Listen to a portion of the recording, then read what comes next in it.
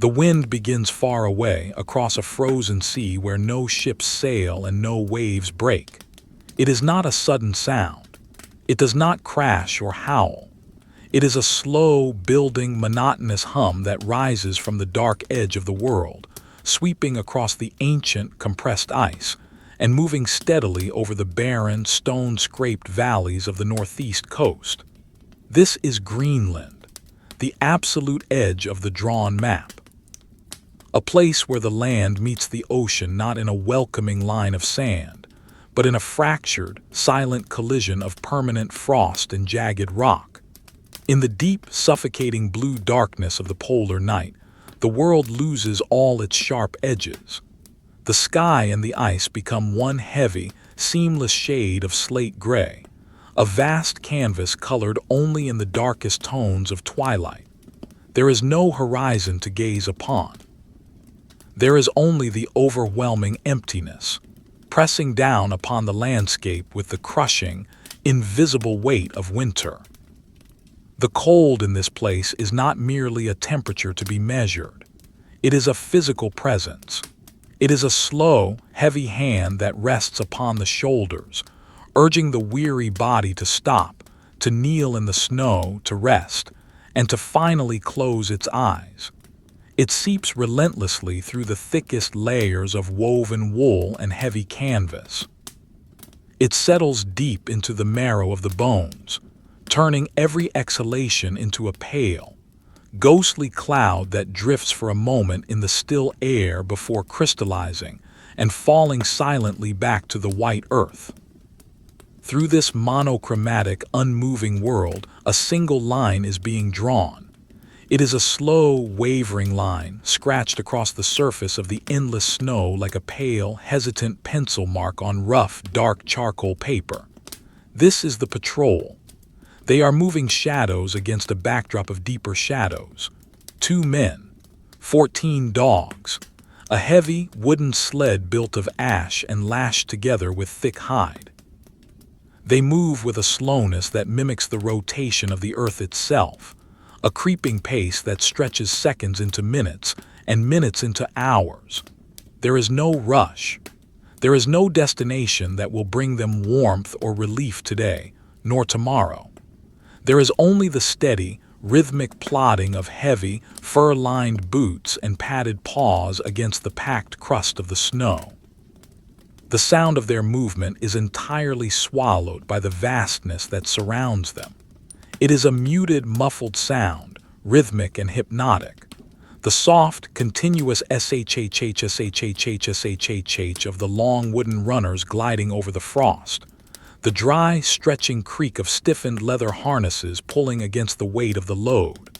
The deep, slow, measured breathing of the Greenland dogs.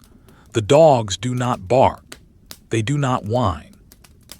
They pull with a silent, ancient understanding of their task, their thick, coarse fur heavily coated in a layer of silver rime. Their breath rises in steady, synchronized plumes, hanging in the dead air, illuminated faintly by the deep, bruise-blue ambient light of the Arctic darkness. They are creatures born of the ice, their heads lowered, their bodies leaning into the leather straps, stepping perfectly in the tracks of the dog ahead of them. The men walk slowly beside the long wooden sled. They do not ride, for the cold is too absolute, too penetrating for stillness.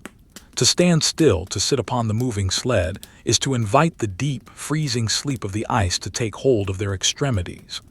They wear layer upon layer of heavy, coarse wool, thick, windproof canvas, and animal skin, garments that add a massive, sluggish weight to every movement they make. Their legs lift and fall in a hypnotic, repeating rhythm. Lift the heavy boot. Move it forward. Let it fall. Feel the crunch of the snow. Lift, fall, crunch. It is a monotonous cadence that lulls the tired mind, pulling the thoughts down into a dark, quiet place where only the sound of breathing remains. The cold seeps steadily through the seams of their heavy clothing.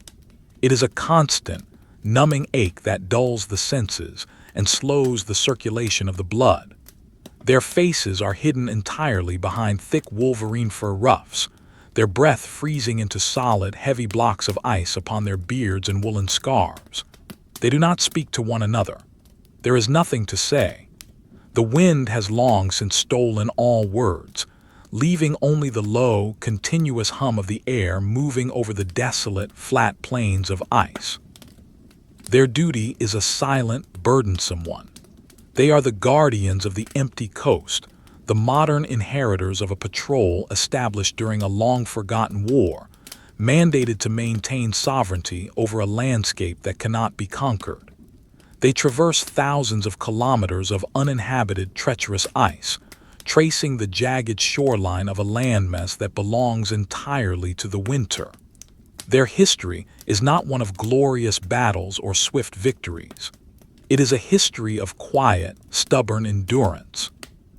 A slow, unending observation of nothingness. The men who walk this ice are bound by a rigid tradition of silent suffering and methodical, uncelebrated survival. They measure their days not by the passage of the sun, which will not rise above the horizon for months, but in slow kilometers gained, in dogs fed, in bitter storms survived in the dark. The sky above them begins to shift slightly, though not with the promise of dawn. The heavy overcast thins just enough to reveal a faint, ghostly illumination from a hidden, obscured moon. The weak light filters down through the atmospheric dust and ice crystals, casting long, distorted shadows across the frozen sea. The shadows stretch out like strokes of soft pastel on a dark, textured canvas, shifting and blurring imperceptibly as the sled moves slowly forward. The ice takes on a rough texture in this dim light, revealing the wind-carved furrows known as sastrugi. The sled runners bump and scrape heavily over these frozen waves, the wood groaning in dull protest, a low, resonant sound that vibrates through the frozen ground and up through the soles of their boots. The lead dog, an old, heavy-set animal with a scarred muzzle and pale eyes, lowers his head further against a sudden, lazy gust of wind. The wind carries the microscopic dust of shattered ice crystals, sharp particles that sting the exposed slivers of skin around the men's eyes like fine glass. The men pull their heavy hoods closer, their movements thick, clumsy, and unhurried. The numbness is settling deeply into their extremities now. It begins always in the tips of the toes, a slow, creeping fading of sensation, replaced by a dull, distant ache that belongs to someone else. It moves into the fingers, making the thick leather outer mittens feel cumbersome, alien, and useless. The body's core warmth is retreating, drawing inward to protect the vital organs, leaving the surface exposed to the mercy of the vast freezer in which they walk. They must make camp. The decision is not spoken aloud, but it is understood through the shared rhythm of their fatigue. The slow, rhythmic pace of the dogs begins to deliberately falter as the lead dog senses the subtle, heavy shift in the men's posture. They slowly guide the sled toward the lee side of a massive, grounded iceberg, a monolithic structure of compressed, ancient snow that towers above them like a dark, ruined cathedral of glass. The ice of the berg is a deep, bruised navy blue, absorbing the faint moonlight and radiating an aura of absolute zero. In the deep shadow of the iceberg, the prevailing wind is lessened, replaced by a heavy, suffocating stillness that presses against the eardrums. The process of stopping is just as slow and methodical as the journey itself. The dogs drop to the snow instantly, curling into tight, fuzzy spheres, burying their frost-covered noses beneath their thick, bushy tails to trap the meager warmth of their own breath. They are almost immediately covered by a thin layer of drifting snow, becoming nothing more than pale, breathing mounds on the dark, slate-gray landscape. The men move with stiff, aching joints. They unlash the heavy, frozen canvas cover of the sled, their fingers clumsy and agonizingly slow. Every single action requires a deliberate, immense effort of will. The cold saps the physical strength, leaving behind a profound, heavy exhaustion that drags at their limbs. They slowly erect the small, pyramidal canvas tent. It is a fragile, dark shelter against the endless vastness, a mere suggestion of warmth in a world comprised entirely of ice. The heavy canvas is stiff with frozen condensation from the nights before, crackling sharply as they unfold it with numb hands. The sound is harsh and jarring in the overwhelming quiet, a brief, violent interruption of the endless silence. Once the tent is finally secured, anchored down by heavy, hand-sawn blocks of dense snow, they crawl inside on their hands and knees, dragging their thick sleeping bags and the small, heavy brass Primus stove. Inside the small tent, the darkness is absolute and complete. It is a thick, velvet blackness that presses heavily against the open eyes. The air inside is stagnant and freezing, smelling faintly of old canvas and kerosene.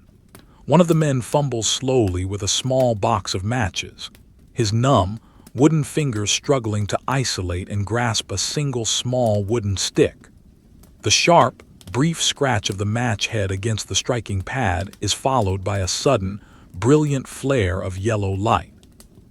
The light is harsh and blinding for a brief moment, illuminating the claustrophobic interior of the tent.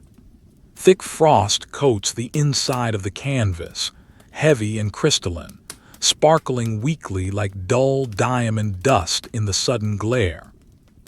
He touches the burning match to the small preheating cup of the brass stove.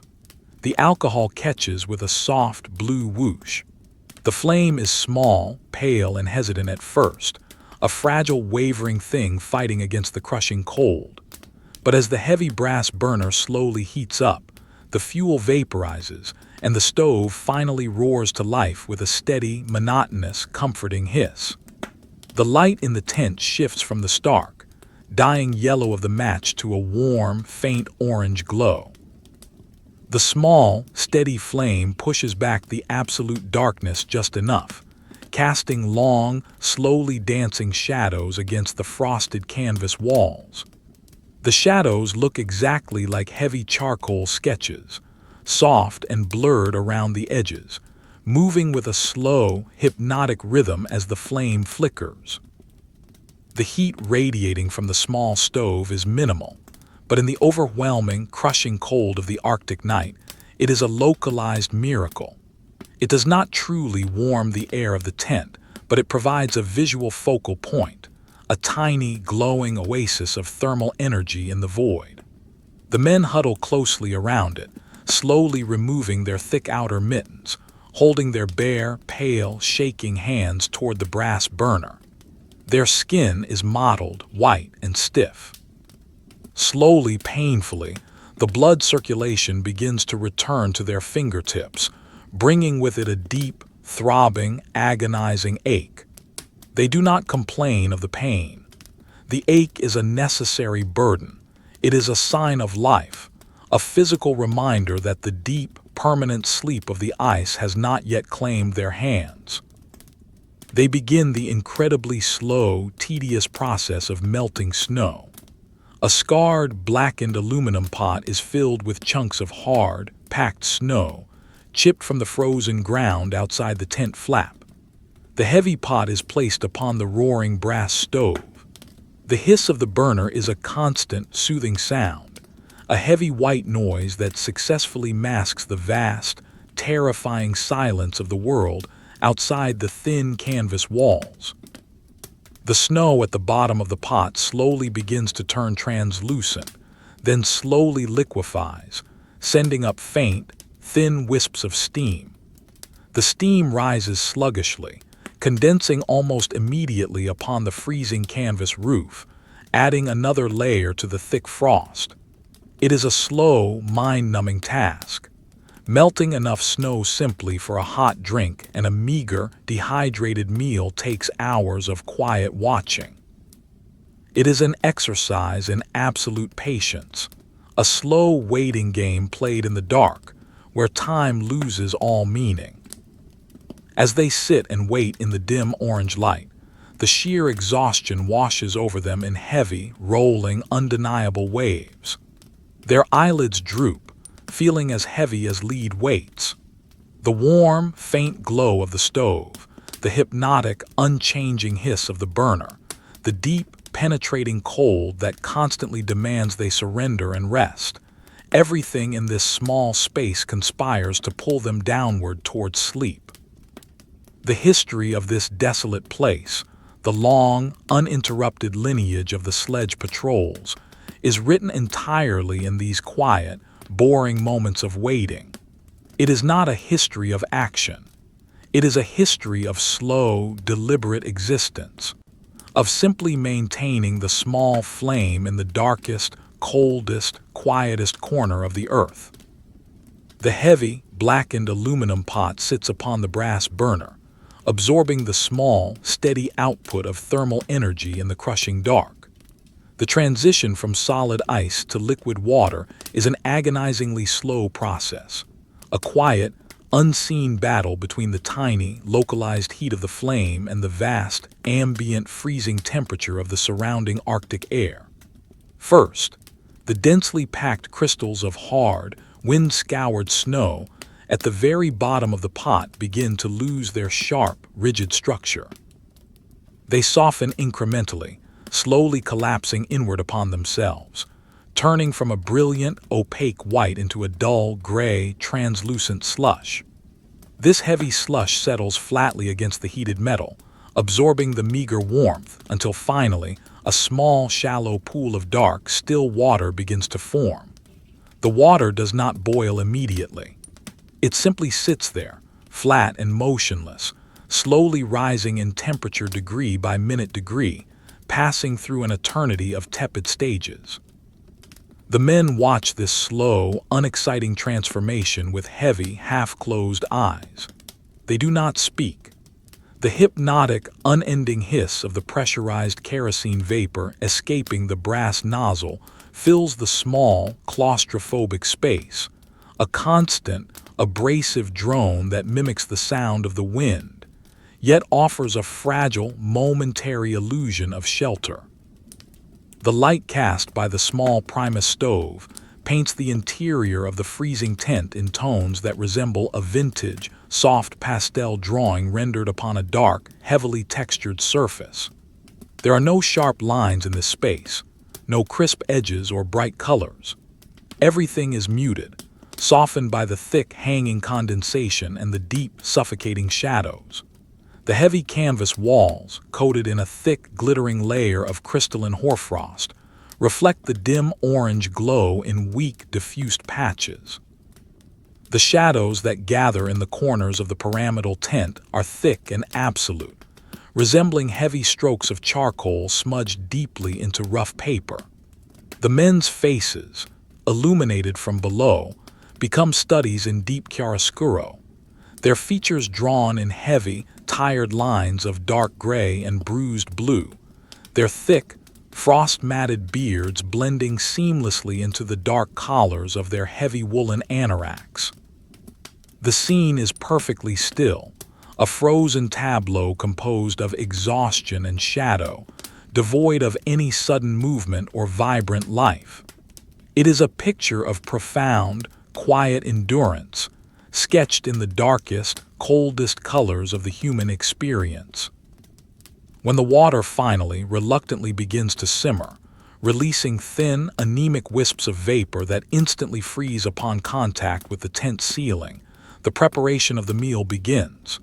It is not a meal designed for pleasure, nor is it anticipated with any joy. It is simply fuel, a dense, heavy block of pemmican, a solid, unyielding mixture of rendered fat, dried meat, and coarse berries, is chipped apart with the dull edge of a heavy knife.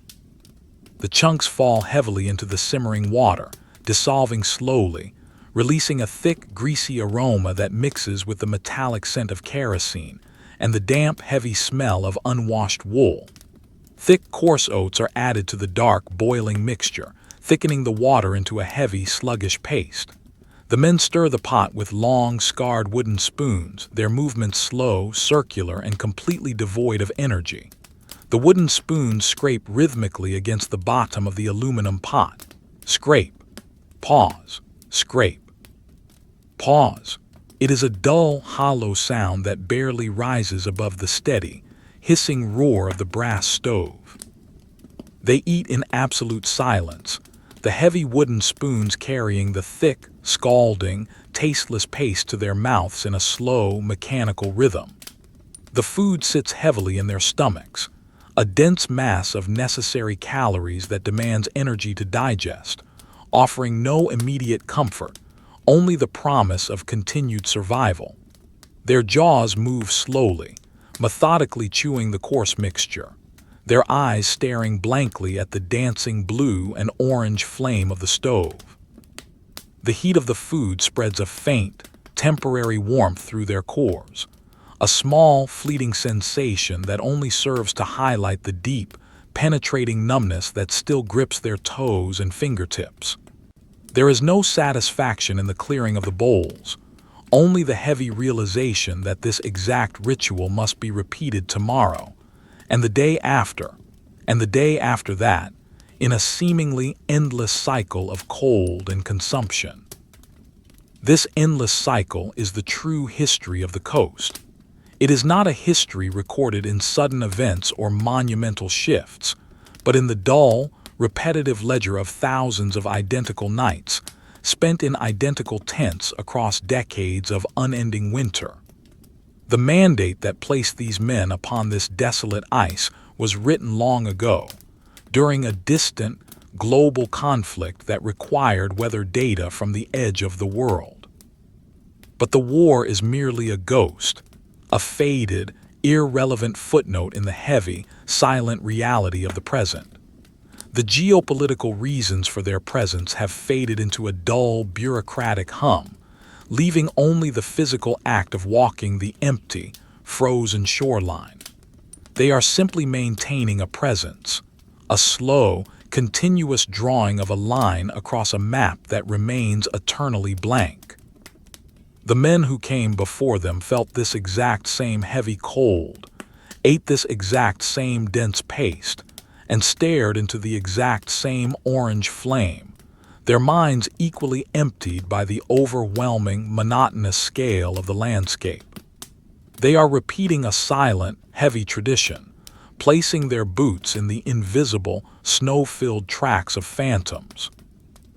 Outside the thin, frosted canvas of the tent, the 14 dogs have surrendered entirely to the landscape. They do not fight the cold. They allow it to bury them. The wind, sweeping relentlessly over the grounded iceberg, carries a continuous fine mist of dry snow that slowly gathers around their curled, sleeping forms. In the deep, bruised darkness of the polar night, under the faint, obscured light of the stars, the dogs look like rounded, dark stones scattered across a plain of rough, gray slate. They are sketched into the environment in soft, smudged tones of deep indigo and charcoal, their outlines blurring as the snowdrifts slowly rise around them. Their thick, double-layered coats of coarse fur trap the tiny amount of heat radiating from their curled bodies, creating a fragile microclimate of survival beneath the freezing snow. Their breathing is incredibly slow, a deep, rhythmic expansion and contraction of their ribs that barely disturbs the settling frost. They sleep the deep, heavy, dreamless sleep of the ancient ice, their heartbeats slowed to a steady, distant drumbeat that synchronizes perfectly with the slow, massive rotation of the frozen earth.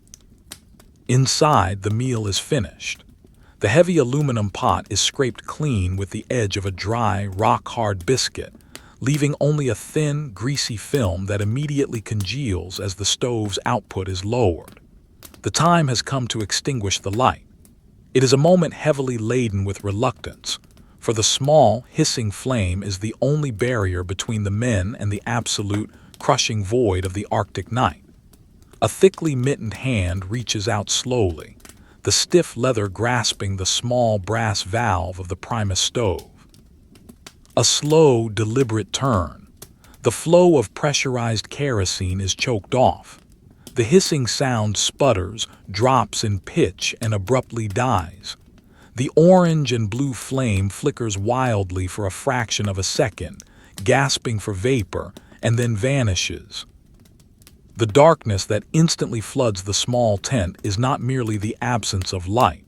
It is a physical entity. It is a thick, heavy, suffocating weight that presses against the open eyes, making the space feel infinitely smaller and yet terrifyingly vast. With the death of the stove, the deep, agonizing silence of the Greenland coast crashes back down upon them. It is a silence so profound that it rings in the ears, a high-pitched, empty frequency that underscores the sheer isolation of their existence. Without the localized heat of the flame, the ambient temperature inside the tent plummets violently, equalizing with the deadly cold of the exterior within seconds. The cold rushes in, seeping through the heavy canvas, settling heavily upon their shoulders and biting sharply at the exposed skin of their faces. The brief, fragile illusion of safety is gone, replaced entirely by the immediate, pressing need to find shelter within their heavy sleeping gear. The sleeping bags are massive, cumbersome envelopes of thick, frozen canvas and densely packed down, laid upon insulating mats of rough, coarse reindeer hide. The reindeer hair is thick and hollow, providing a vital, necessary barrier against the solid block of ice that forms the floor of the tent. Getting into the sleeping bags is a slow, exhausting, shivering struggle in the pitch blackness. The heavy metal zippers are stiff with rime, requiring numb, clumsy fingers to pull them upward with deliberate, agonizing force. The men do not remove their heavy woolen base layers. To expose bare skin to the air is to invite instant, deep frostnip. They slide awkwardly into the dark, freezing tunnels of the bags, their damp woolen socks resting against the cold canvas lining. For a long time, there is no warmth. There is only the rough, abrasive texture of the wool against tired skin, the heavy, suffocating weight of the down pressing down upon their chests, and the violent, uncontrollable shivering of exhausted muscles trying to generate heat. They lie perfectly still on their backs, staring up into the absolute, crushing blackness, their breath rising in slow, invisible plumes that freeze softly against the fabric covering their faces. The wind outside begins to rise again, a low, monotonous, mournful vibration that scrapes millions of sharp, dry ice crystals against the tight canvas of the tent. It sounds like endless, soft static, a harsh, abrasive lullaby that masks the beating of their own hearts. The numbness slowly creeps back, a dark, heavy tide rising through the limbs, dulling the aches and softening the sharp edges of the cold. The heavy, dark charcoal shadows of the mind begin to blur and smear, drawn downward into a deep, inescapable well of fatigue. There are no thoughts of tomorrow, no memories of warmth, only the slow, rhythmic, hypnotic sound of the wind, the feeling of the rough reindeer hide beneath the spine, and the heavy, silent weight of the endless, frozen dark settling deeply over the empty coast. The transition from wakefulness to sleep in the deep Arctic night is never a peaceful surrender. It is a slow, grueling negotiation with the overwhelming, crushing presence of the cold. Inside the heavy, stifling envelope of the canvas and down sleeping bags, the body must work furiously to generate a microscopic fraction of heat, a pathetic, fragile bubble of warmth that is constantly under siege by the absolute zero of the surrounding environment. The men lie perfectly flat upon their backs, their bodies stiff and unmoving, resembling heavy stone effigies entombed within a dark, freezing crypt. Every single muscle is pulled taut, vibrating with a deep, uncontrollable, exhausting shiver that originates deep within the core and radiates outward through the tired, aching limbs. This shivering is not a conscious action.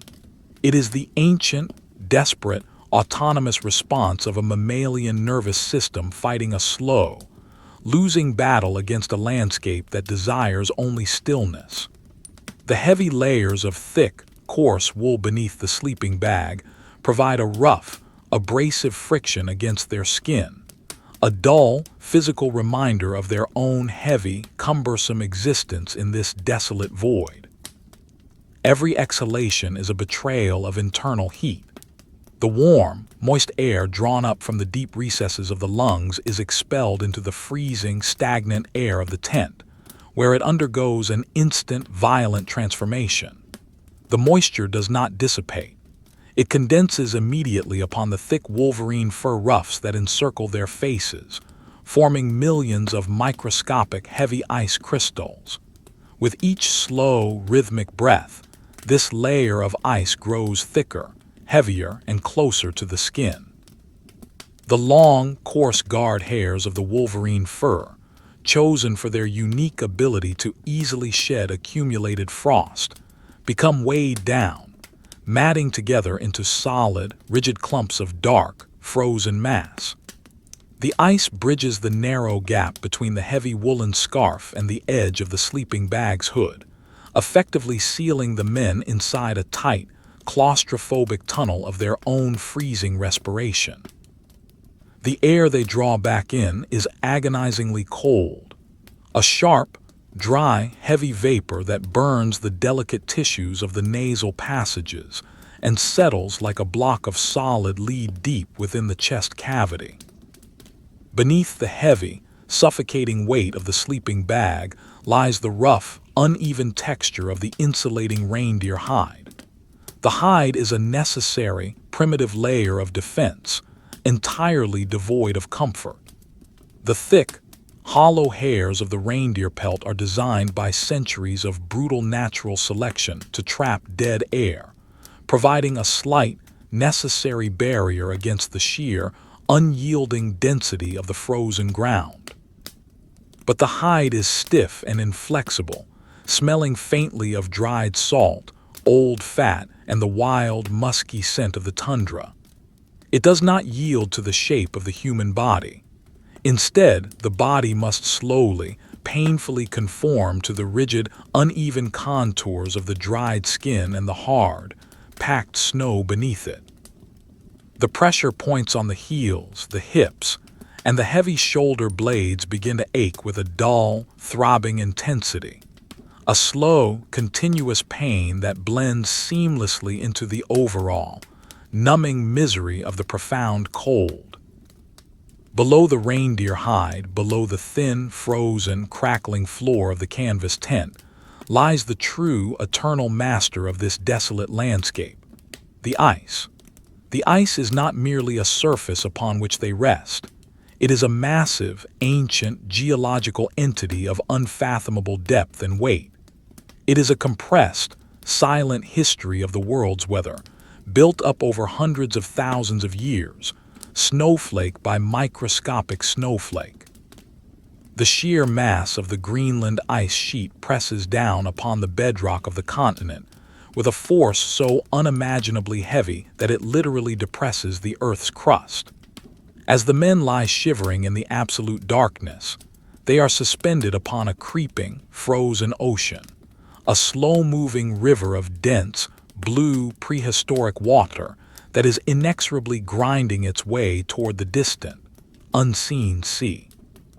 The realization of this immense, silent, crushing weight beneath them adds a heavy, psychological pressure to the physical torment of the night, a profound sense of utter insignificance in the face of deep, geological time. In the pitch blackness of the tent, the eyes eventually stop searching for light. The optic nerves, starved of any visual stimulation, begin to project their own faint, phantom images into the void. The darkness ceases to be an empty space and becomes a heavy, textured canvas.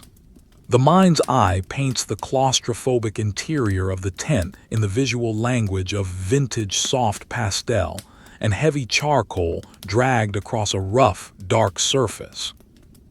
The unseen corners of the pyramidal tent are rendered in deep, suffocating shades of bruise blue and absolute black, the shadows blending and smearing into one another without any defining lines or sharp borders.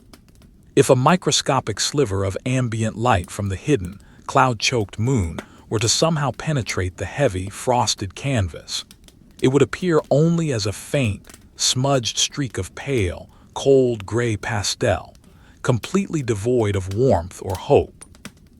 The heavy, crystalline hoarfrost that coats the interior walls is visualized as a dusting of crushed, dull glass, sparkling weakly and menacingly in the heavy, oppressive dark. It is a monochromatic, frozen still life, a masterpiece of quiet suffering sketched in the darkest, coldest tones imaginable. The auditory landscape of the Arctic night is equally desolate, a heavy, oppressive symphony of absolute isolation. The wind that continuously sweeps over the grounded ancient iceberg beside their camp does not howl with sudden fury. It drones. It is a low, continuous, heavy frequency, a deep, monotonous vibration that seems to emanate from the ice itself. It carries millions of tiny, sharp, dry ice crystals, driving them relentlessly against the stiff, taut fabric of the tent. The sound is an endless, abrasive scrape, like heavy, coarse sandpaper being dragged endlessly across a porous, unyielding stone.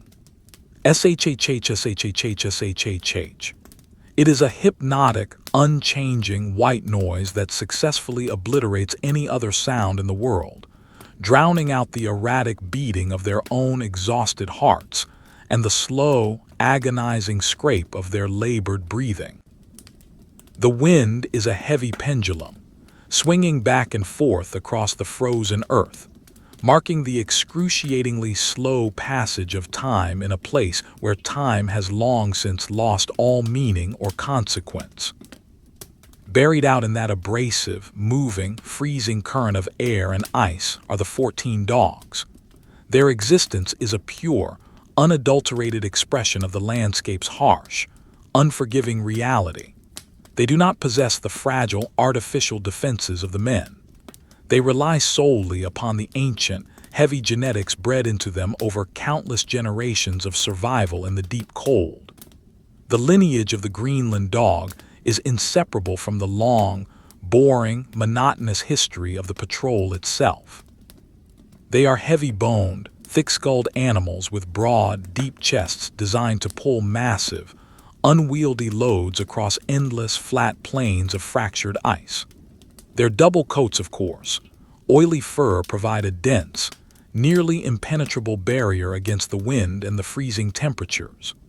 As they sleep, curled into tight, compact spheres beneath the drifting snow, their metabolism slows to a heavy, crawling crawl, conserving every precious ounce of energy for the agonizing labor of the days to come. The history of the patrol's interaction with these animals is not one of affection or companionship, but of mutual, grim necessity. The men and the dogs are tethered together by a shared, silent contract of survival and silent suffering. The routine of feeding, harnessing, and driving the dogs is a heavy, unchanging ritual that has been repeated exactingly by decades of previous patrols. There is no innovation in this desolate place, no modern shortcut that can circumvent the deep, heavy, physical reality of the ice. The heavy leather harnesses must be untangled with numb, wooden fingers. The thick, frozen traces must be attached to the heavy ash sled. The dogs must be arranged in their strict, hierarchical fan formation, a heavy, disorganized spread of muscle and fur that slowly coalesces into a unified pulling force only when the command is finally given. It is a slow, tedious, heavily laborious process that demands a massive expenditure of energy before the day's agonizingly slow journey has even truly begun. The overarching purpose of this journey, the long, slow, wavering line they are drawing across the empty map of the northeast coast, is steeped in a dull, bureaucratic history of territorial sovereignty. The mandate to maintain a physical presence on this uninhabited, hostile shore requires the patrol to methodically travel between a series of small, isolated, wooden depot cabins scattered hundreds of kilometers apart along the jagged, frozen coastline. The act of reaching one of these depots is never a cause for celebration. It is simply a necessary, heavily anticipated chore. The cabins themselves are tiny, wretched, claustrophobic boxes of heavy timber, often completely swallowed by massive, concrete-hard drifts of wind-packed snow. To access a depot, the men must spend hours performing the exhausting, back-breaking labor of shoveling heavy blocks of dense snow just to reveal the heavy wooden door. Inside these small, freezing wooden boxes, the air is stagnant, smelling of old, damp wood, rusted metal, and the deep, heavy dust of absolute isolation. The patrol's duty is to simply inventory the meager supplies: heavy tins of preserved food, thick plastic jugs of kerosene, boxes of dry, dense biscuits, and to record their brief, unremarkable visit in a heavily weathered logbook. The pages of these logbooks are filled with the identical, monotonous handwriting of the men who came before them, recording the same heavy temperatures, the same slow wind speeds, and the same unending, unexciting lack of any meaningful event. It is a slow, silent archive of endurance, a testament to the heavy, continuous burden of simply existing in a place that actively seeks to extinguish all life. Once the heavy logbook is signed, the heavy wooden door is forced shut against the encroaching snow, and the patrol moves on, returning to the endless, flat, white expanse, leaving the small wooden cabin to disappear once again beneath the heavy, shifting dunes of the long polar night. As the hours drag on inside the freezing, pitch-black canvas tent, the deep, agonizing numbness that began in the tips of the toes and the fingers slowly, inexorably begins to creep upward. It is a heavy, dark tide rising through the exhausted limbs, dulling the sharp aches of the joints and softening the harsh, biting edges of the ambient cold. The violent, uncontrollable shivering of the muscles gradually begins to subside, replaced by a profound, heavy, overwhelming lethargy that presses down upon the chest and the eyelids. The mind, battered by the unending, abrasive noise of the wind and starved of all sensory input, slowly begins to surrender its grip on reality. The thoughts become thick, sluggish, and fragmented, heavy, dark shapes that drift aimlessly through the deep, empty space of consciousness. The slow, rhythmic, hypnotic sound of the breathing, the endless, unchanging scrape of the wind against the frozen canvas, the deep, crushing weight of the ancient ice beneath them. Everything slowly merges into a single, continuous, monotonous drone. The border between the heavy, painful reality of the body and the deep, silent oblivion of the Arctic night blurs and smears like dark charcoal upon rough paper, pulling them down into the heavy, dreamless, freezing sleep of the empty coast. The concept of morning does not exist in the deep polar night.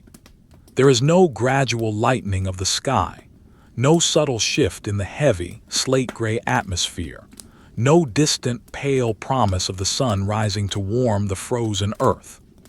The passage from the deep, agonizing sleep of the night to the heavy, reluctant wakefulness of the day is marked only by the rigid mechanical ticking of a frozen watch and the slow, inescapable return of physical sensation. The darkness remains absolute, a thick, suffocating velvet curtain that presses down upon the heavy canvas of the tent.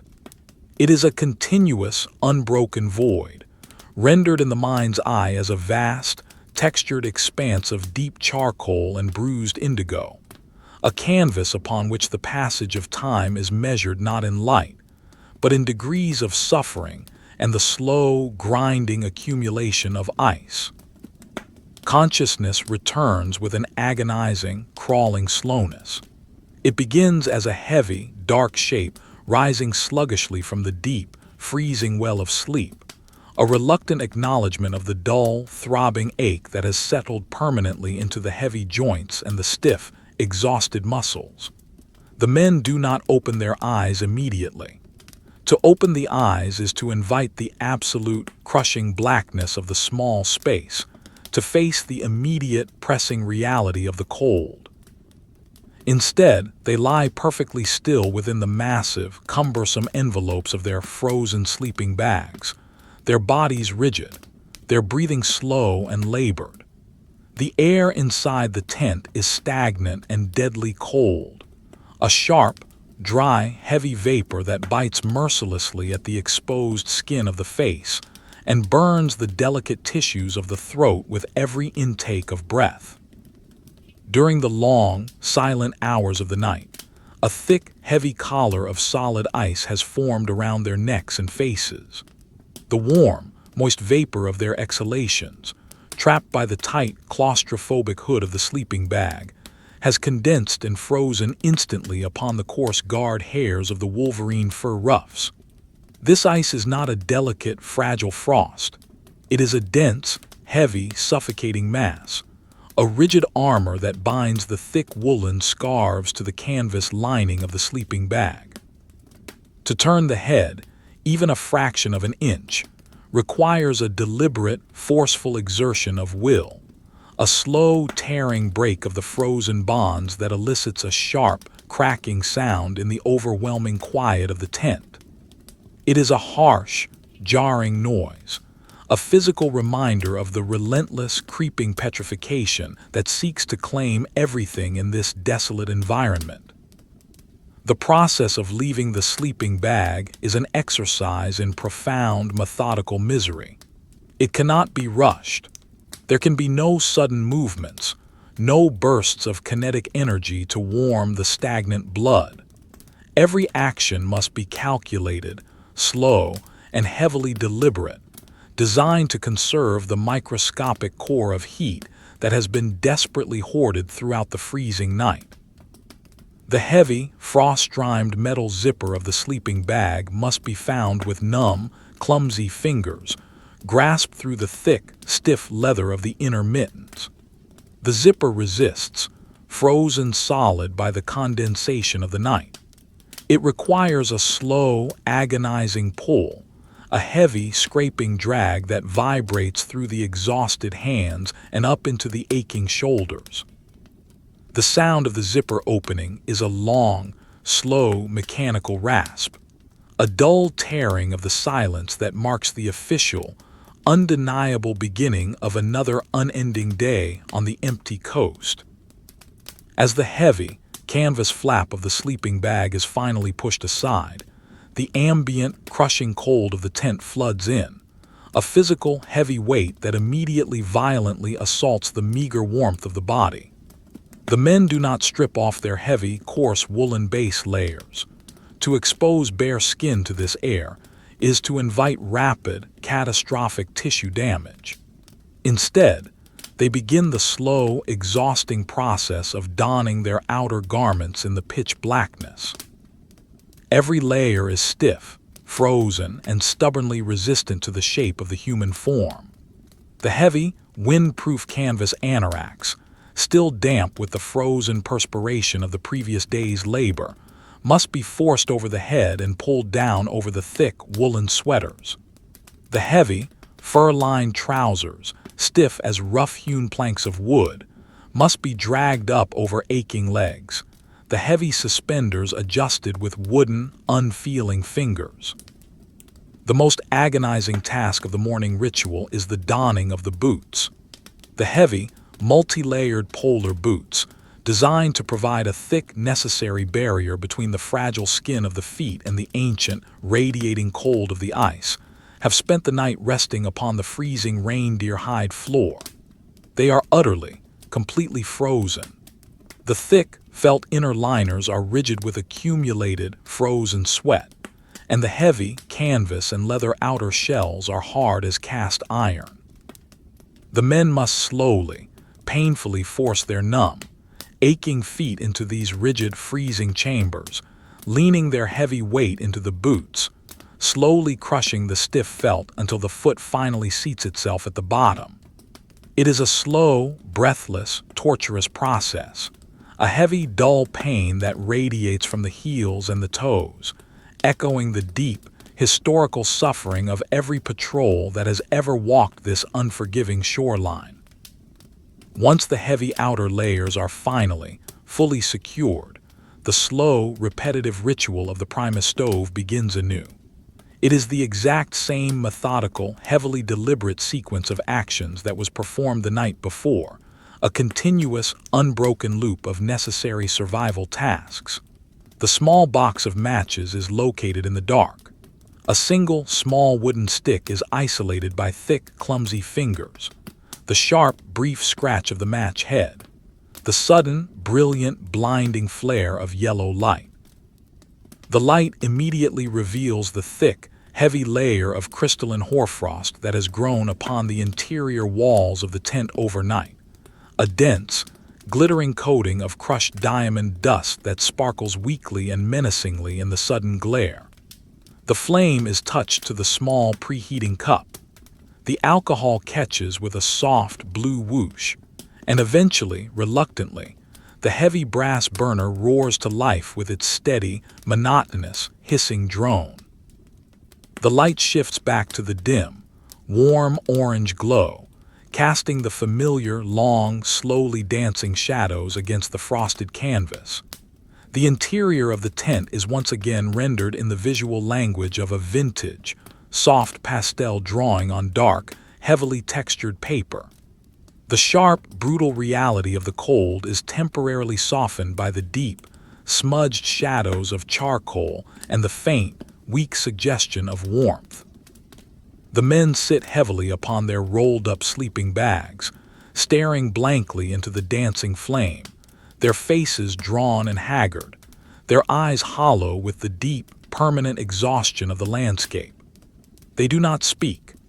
The hissing roar of the brass stove successfully masks the deep, continuous, low-frequency vibration of the wind outside, providing a small, fragile auditory illusion of safety within the crushing void.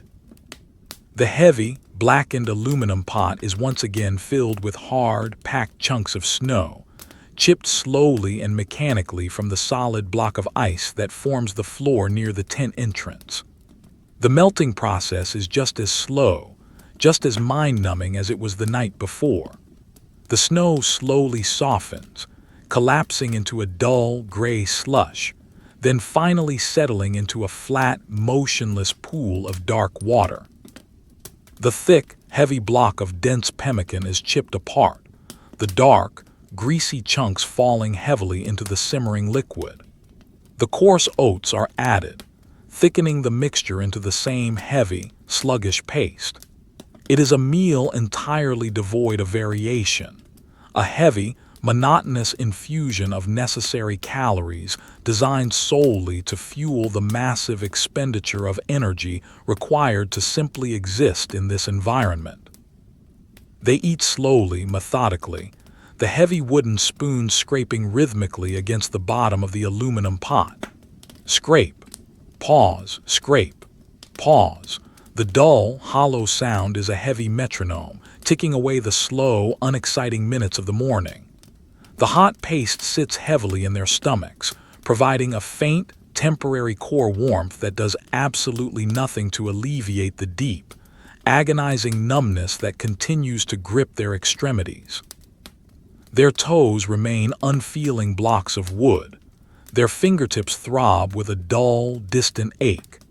They chew the coarse mixture in absolute silence, their minds empty, entirely focused on the slow, mechanical process of consumption, gathering the heavy, necessary strength for the agonizing labor of breaking camp.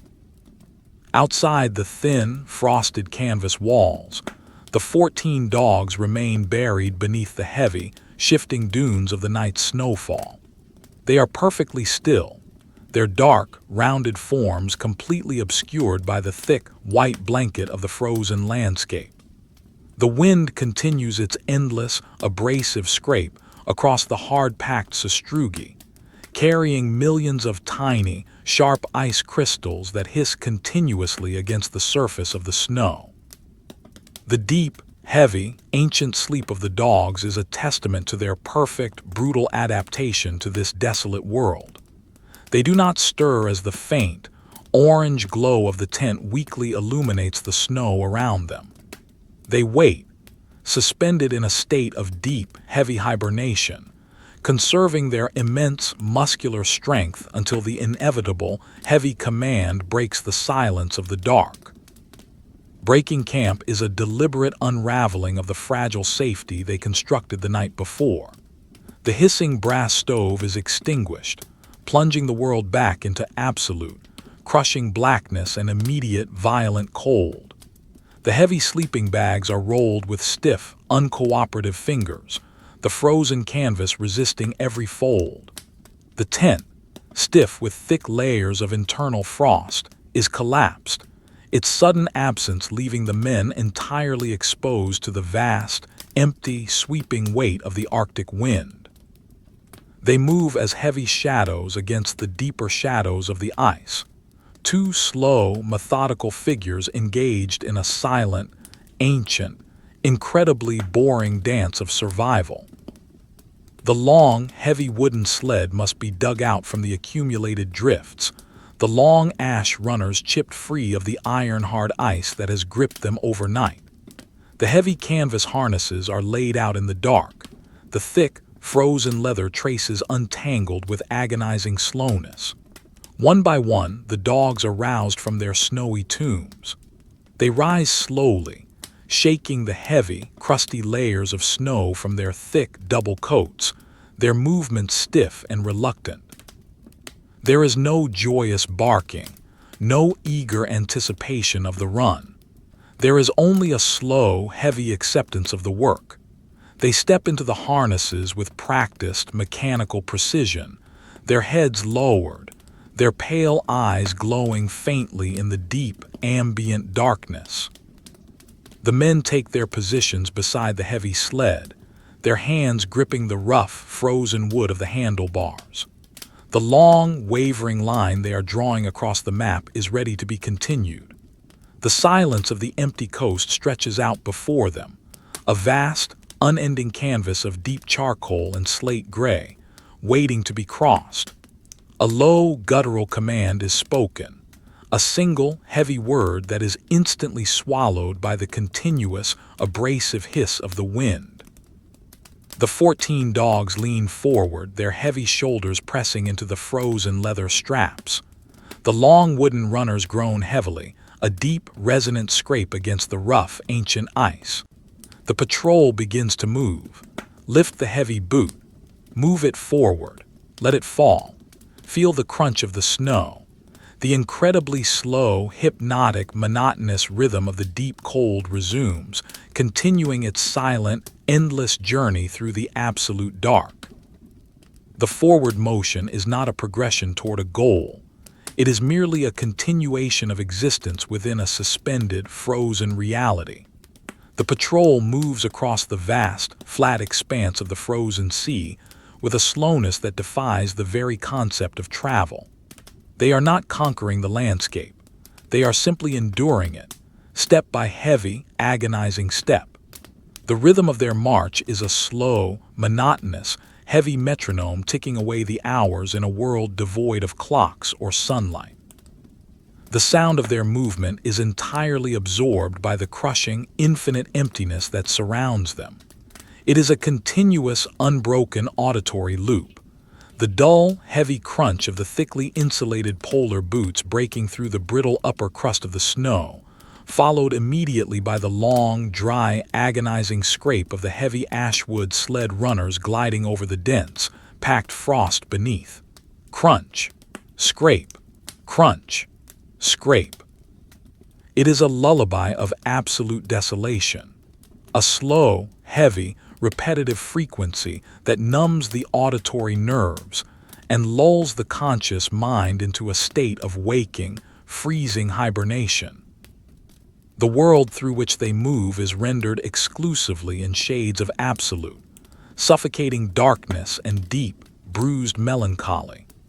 The visual reality of the Greenland coast during the deep polar night mimics perfectly the aesthetic of a vintage, soft pastel drawing executed upon a heavily textured dark charcoal canvas. There are no sharp lines to define the horizon, no crisp borders separating the frozen ocean from the heavy, slate-gray sky. Everything is a smudge, a slow, dark blending of deep indigo, heavy grays, and absolute black.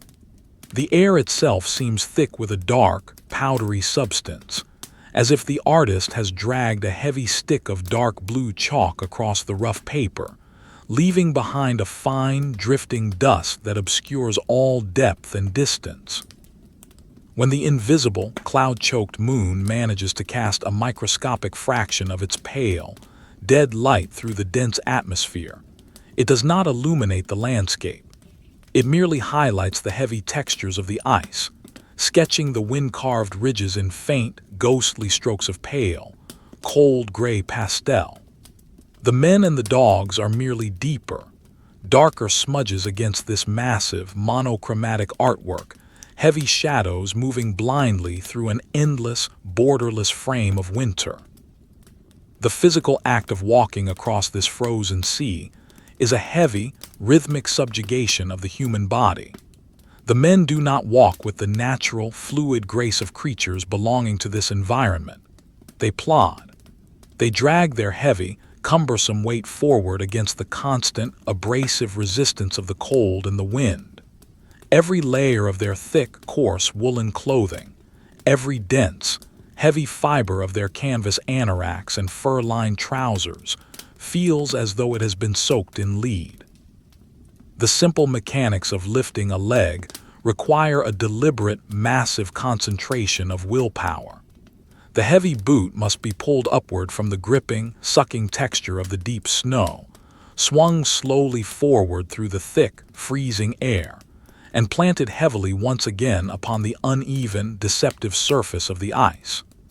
The knees ache with a deep, dull, historical pain, the heavy joints protesting every agonizing rotation. The thick, stiff leather of their outer garments rubs abrasively against itself, a slow, dry, scraping sound that accompanies every heavy, laborious step, a constant reminder of their own clumsy, fragile, alien presence in this ancient, unforgiving place.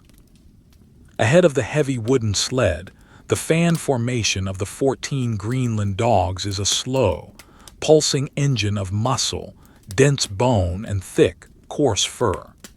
They do not run. They lean heavily into the stiff, frozen leather of their harnesses, their broad, deep chests pulling against the massive, dead weight of the loaded sled with a slow, continuous, agonizing strain.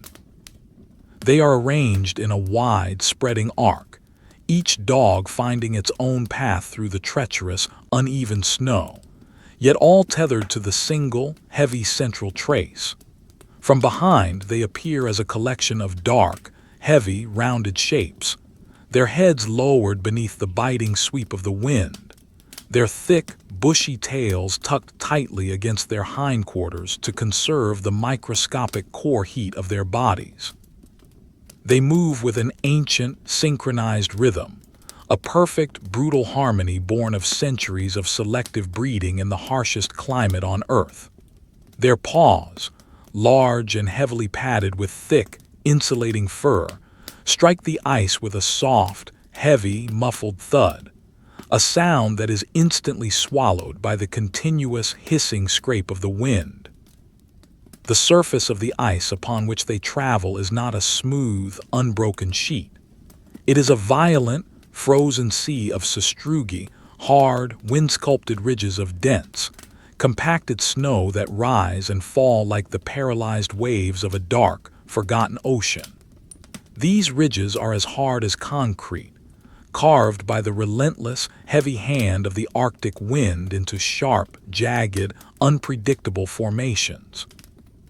Navigating the heavy, ash-wood sled over this tortured terrain is an exercise in slow, agonizing, continuous labor. The long, wooden runners do not glide smoothly. They bump, scrape, and crash heavily against the rigid sastrugi. The heavy sled tilts dangerously, the thick rawhide lashings that hold the heavy wooden frame together groaning and creaking loudly in the dead, freezing air.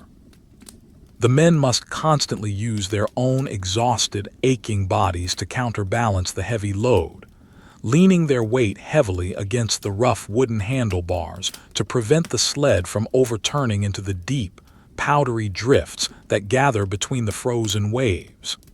It is a slow, bruising, unending physical struggle, a constant, heavy wrestling match with gravity and the unforgiving texture of the ancient ice. The history of this specific coordinate on the drawn map is identical to the history of the coordinate 10 kilometers behind them and 10 kilometers ahead. There are no landmarks to measure their agonizingly slow progress. There are no trees, no variations in the geology, no signs of life to interrupt the massive, crushing monotony of the frozen coast. The men are walking across a geographical void, maintaining a patrol route that was established decades ago by men who wore the same heavy wool, suffered the same deep, agonizing cold, and stared into the same endless, pitch-black darkness. The mandate that forces them to walk this line is a heavy, bureaucratic ghost, a distant, abstract concept of national sovereignty that holds absolutely no meaning in the physical, immediate, crushing reality of the deep freeze. They are not defending this coast from any human enemy. The environment itself is an impenetrable, lethal fortress that requires no guarding. They are simply moving because the long, boring, heavy tradition of the patrol dictates that they must move. Their duty is a silent, physical endurance, a slow, unending observation of a landscape that remains entirely, stubbornly unchanged by their presence. The cold does not relent with their physical exertion. It merely changes the nature of its assault upon their bodies. While the heavy, laborious act of dragging their legs through the deep snow generates a faint, pathetic fraction of internal heat, it also triggers the deadly, unavoidable process of perspiration. Beneath the heavy, stiff layers of canvas and animal hide, the coarse woolen base layers become damp with sweat. In the absolute, crushing temperature of the polar night, this dampness is a fatal liability. The moisture does not evaporate. It slowly, steadily begins to freeze. The men can feel the heavy, damp wool stiffening against their skin, a creeping, icy embrace that slowly saps the vital warmth from their core. The deep, agonizing numbness that had been momentarily pushed back by the effort of walking begins to creep back into their extremities. Their toes, encased within the rigid, frozen chambers of their heavy boots, lose all sensation, becoming dead, heavy blocks of wood that strike the ice without feeling. Their fingers, wrapped tightly around the rough, frozen wood of the sled handlebars, throb with a dull, distant ache, the thick leather outer mittens providing only a clumsy, insufficient barrier against the radiating cold of the environment. The mind, starved of all visual and auditory variance, begins to fold slowly inward upon itself. The vast, empty darkness of the landscape offers nothing for the eyes to fix upon, no distinct shapes or colors to process. The endless, continuous hissing drone of the wind and the rhythmic, heavy scrape of the sled runners act as a powerful, inescapable hypnotic induction. The conscious thoughts become thick, sluggish, and heavy, dragging behind the slow, mechanical rhythm of the body. The men fall into a deep, waking sleep, their eyes half closed, their heavy, frost-coated wolverine ruffs pulled tightly around their faces to ward off the biting wind. They do not think of the past, nor do they anticipate the future. They exist solely in the agonizing, continuous present of the next heavy step, the next slow breath, the next heavy scrape of the ashwood runners. The boundary between their internal consciousness and the vast, empty, freezing void of the exterior world slowly begins to dissolve, leaving only the slow, heavy, monotonous rhythm of survival on the darkest edge of the earth. The sled itself is a heavy, primitive artifact of survival, a testament to the slow, unchanging nature of the patrol. It is constructed of thick, pale ash wood, chosen for its heavy flexibility in the extreme cold, and lashed together entirely with long, thick strips of raw, dried hide. There are no nails or screws used in its construction, for rigid metal would simply snap under the brutal, pounding torsion of the hard sastrugi. The heavy rawhide lashings allow the long wooden frame to flex and groan heavily as it is dragged relentlessly over the uneven ice. The sound of the sled is a continuous, deep, resonant complaining, a wooden, agonizing creak that vibrates heavily through the freezing air.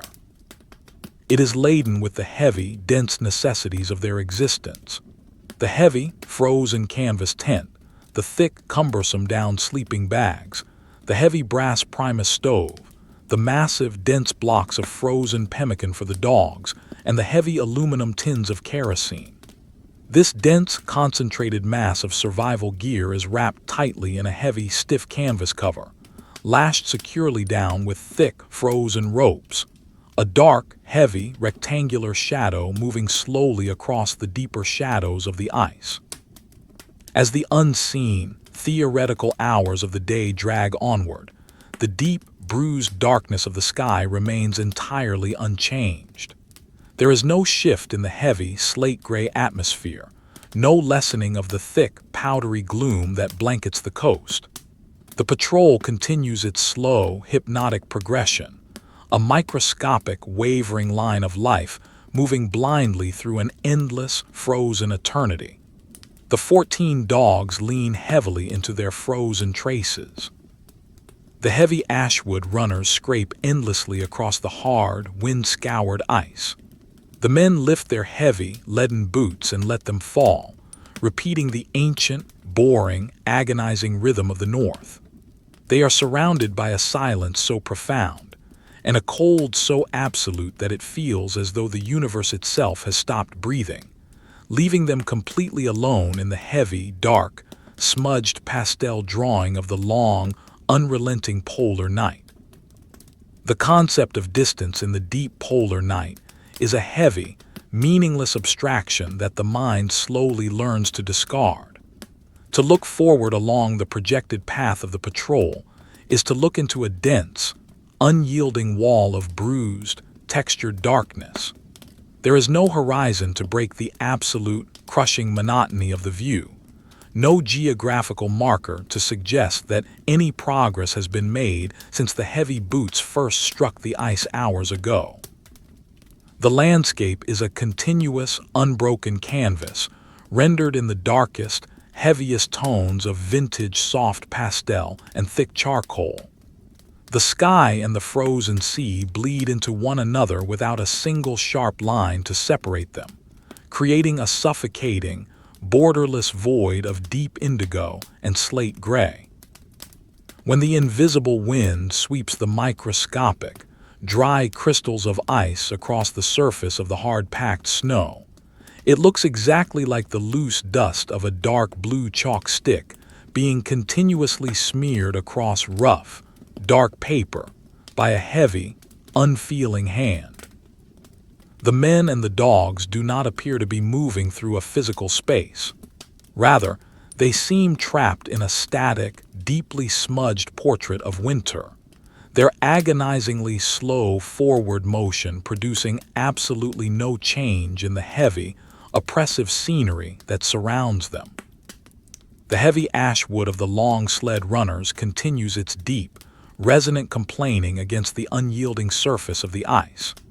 It is a slow, wooden groan, a continuous, abrasive vibration that travels up through the thick, stiff leather of the men's outer mittens and settles deeply into the exhausted, aching bones of their arms and shoulders. The sled is not a rigid vehicle.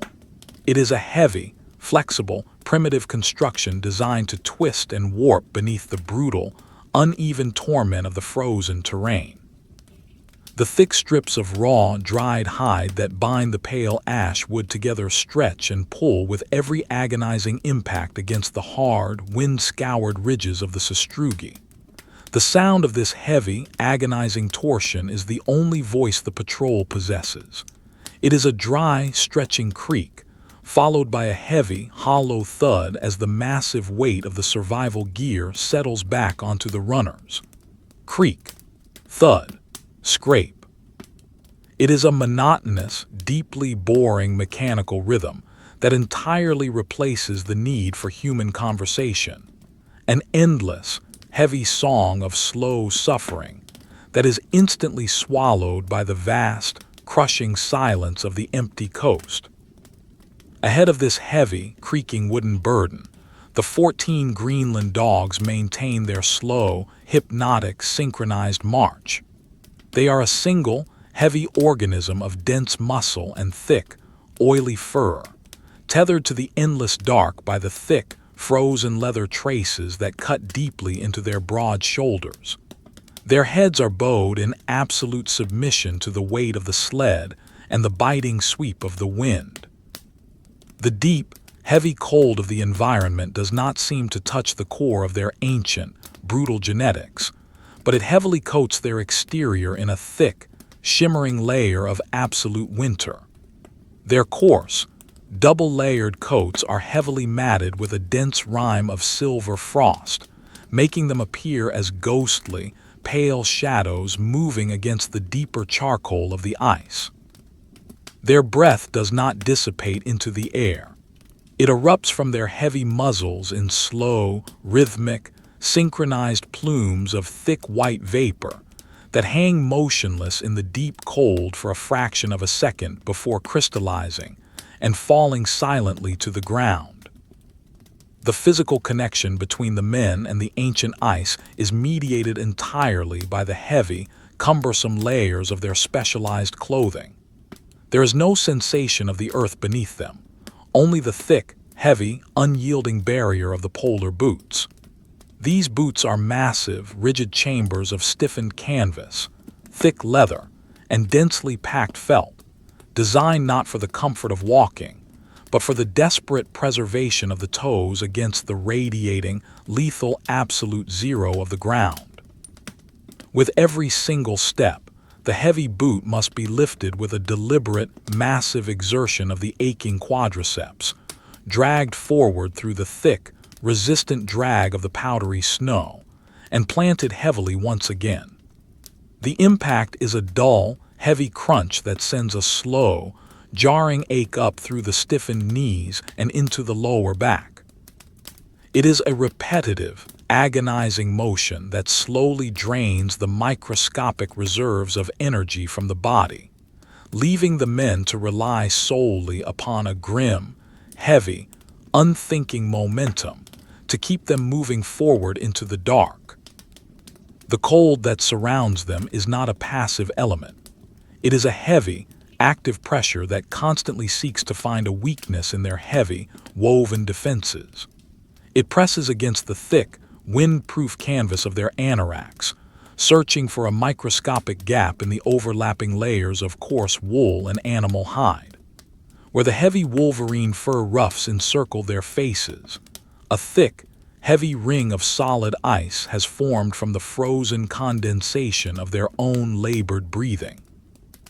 This ice binds the long, coarse guard hairs together into a rigid, suffocating mask that pulls painfully against the freezing skin of their cheeks and jaws. To turn the head is to fight against this heavy, frozen armor, a slow, tearing effort that yields only a fractional change in perspective. The air they draw into their lungs is an agonizingly dry, sharp vapor that feels as heavy as lead, burning the delicate tissues of the throat and settling like a cold, dense stone deep within the chest cavity. The history of the Sirius Patrol is written entirely in these slow, heavy, agonizing footsteps. It is a history devoid of any sudden action, any glorious confrontation, or any meaningful victory over the environment. The men who walk this deeply shadowed, frozen coast today are merely repeating the exact, monotonous actions of the men who walked it decades ago. The long, boring tradition of the patrol mandates that this specific, invisible line be drawn across the map, regardless of the profound geographical pointlessness of the endeavor. The geopolitical reasons for their presence, the distant, bureaucratic mandate of maintaining national sovereignty over an uninhabited, lethal wasteland, hold absolutely no weight in the crushing, immediate reality of the polar night. They are simply ghosts repeating a silent, heavy chore, moving slowly between isolated, wretched wooden depots that offer nothing but a brief, freezing pause in the endless, wavering line of their journey. They endure the deep cold and the heavy exhaustion not out of a sense of triumph, but out of a dull, deeply ingrained submission to the routine. The surface over which they drag the heavy ashwood sled is a chaotic, frozen ocean of violent textures. The sastrugi, the hard, wind-carved ridges of dense, compacted snow, rise out of the dark like paralyzed gray waves. These ridges do not follow a predictable pattern. They are scattered haphazardly across the ice, a treacherous, unyielding obstacle course designed to break the rhythm of the march and punish the heavy wooden sled. Navigating these frozen waves requires a constant, exhausting, heavy physical adjustment. The men must throw their heavy, wool-encased weight against the rough, frozen handlebars of the sled, fighting the sudden, violent tilts and the jarring drops. The long wooden runners crash heavily against the concrete-hard ice, the rawhide lashings screaming in dry, stretched protest. The heavy, jarring impacts radiate through the men's stiff, unfeeling fingers and up into their aching shoulders, a continuous, bruising reminder of the landscape's deep, permanent hostility to their presence. The atmospheric conditions of the long polar night remain heavily static, a thick, unchanging blanket of absolute dark that suffocates all variation. The wind is a continuous, low-frequency drone, a heavy, monotonous vibration that sweeps relentlessly across the flat plains of the ancient ice. It carries with it a microscopic, dry dust of shattered ice crystals, driving them against the stiff canvas of the men's anoraks with a constant, hissing scrape. This sound is a harsh, abrasive lullaby, a heavy white noise that actively works to erase all conscious thought. It fills the ears with a deep, empty ringing, successfully masking the harsh, erratic beating of their own exhausted hearts and the dull, hollow thud of the dog's heavy paws. The wind does not possess the erratic, howling fury of a storm. It is simply a heavy, constant, unyielding pressure, a permanent feature of the desolate geography that wears down the mind just as it slowly wears down the ancient, frozen surface of the ice. As the slow, uncountable hours of the heavy march drag onward, The boundary between the internal reality of the body and the external, crushing reality of the environment begins to blur and fade. The men fall into a deep, waking trance, their minds retreating into a dark, quiet, heavy space where only the rhythm of survival remains. The conscious thoughts become thick, sluggish, and fragmented, heavy shapes drifting slowly through a void of absolute exhaustion.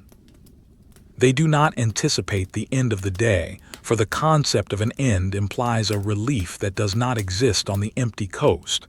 There is only the continuous heavy present. Lift the heavy boot, move it forward, let it fall. Feel the dull crunch of the snow. Listen to the long, heavy scrape of the ashwood runners. Watch the slow, dark smudges of the dogs moving through the deeper, charcoal shadows of the night. It is an endless, seamless loop of cold atmosphere and quiet suffering.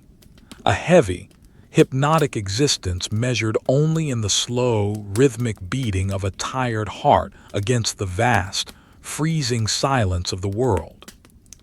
Behind the heavy, creaking sled, the continuous, slow, agonizing labor of their passage is almost immediately erased. The low, sweeping drone of the wind catches the loose, dry powder of the snow, drifting it slowly and methodically over the deep, heavy indentations left by the polar boots and the long, scraping furrows cut by the ashwood runners. Within minutes, the physical evidence of their excruciating, painful progress is completely smoothed over, blended back into the vast, blank, unblemished canvas of the frozen sea. It is as if they were never there. The landscape accepts their slow, heavy suffering with absolute, uncaring indifference, maintaining its pristine, deadly emptiness. They are drawing a line across the darkest, coldest edge of the earth, but it is a line written in shifting dust, a heavy, temporary scratch upon an ancient, eternal surface that desires only stillness and the absolute, unbroken perfection of the deep polar dark. The illusion of progress is stripped away entirely by the absolute uniformity of the deep polar night. Time ceases to function as a linear measure of hours and minutes, transforming instead into a heavy, stagnant, frozen mass that must be physically endured. There is no morning, no afternoon, no evening. There is only the continuous, unrelenting present, a suffocating envelope of absolute dark and crushing cold that stretches endlessly in every conceivable direction. The men do not consult their frozen watches. The mechanical ticking of the gears is a meaningless, fragile sound against the vast, silent age of the ice beneath their heavy boots. Their reality is measured solely in the slow, rhythmic consumption of their own physical reserves, a deep, internal ledger of calories burned and microscopic fractions of heat lost to the surrounding void. They exist in a state of suspended animation, moving slowly through a dense, unyielding medium that actively resists their presence. The world is a heavily textured canvas of deep indigo and slate gray, a borderless expanse where the heavy sky and the frozen sea are locked in a permanent, seamless embrace of winter. Slowly, imperceptibly, the texture of the frozen sea begins to alter its monotonous, sweeping pattern. The long, flat plains of hard-packed sastrugi, carved by the continuous sweep of the wind, gradually give way to a chaotic, fractured zone of heavy pressure ridges. This is a place where the massive, slow-moving tectonic plates of the ancient sea ice have collided and ground together under the immense, invisible pressure of the ocean currents. The ice here is not flat. It is shattered and thrust upward into jagged, chaotic walls and heavy, angular blocks of compressed, frozen saltwater. In the deep, bruised darkness of the Arctic night, these ridges appear as massive, ruined fortifications, heavy, dark shapes rising randomly out of the surrounding gloom.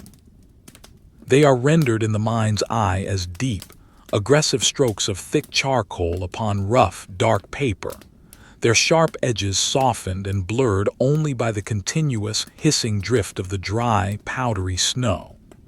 The visual aesthetic remains strictly confined to the muted, heavy tones of a vintage soft pastel drawing, completely devoid of any light, any color, or any promise of relief. Moving the heavy, ashwood sled through this shattered, frozen labyrinth requires a slow, deliberate, agonizing recalibration of their mechanical rhythm. The hypnotic, unending trance of the flat ice is abruptly shattered. The long wooden runners can no longer simply scrape continuously over the surface. They must be physically lifted, coaxed, and violently hauled over heavy, jagged slabs of deep blue ice. The sled, laden with the dense, heavy necessities of their survival, becomes an immovable anchor, a massive dead weight that actively fights against their exhausted muscles. The men must throw their heavy, wool-encased shoulders against the rough, frozen wood of the handlebars, pushing with a slow, desperate, agonizing strain that tears at the tired ligaments of their backs and legs. The thick, raw strips of dried hide that lash the pale ash wood together scream in continuous, dry, stretching protest, a high-pitched, wooden agony that cuts sharply through the heavy, dead air.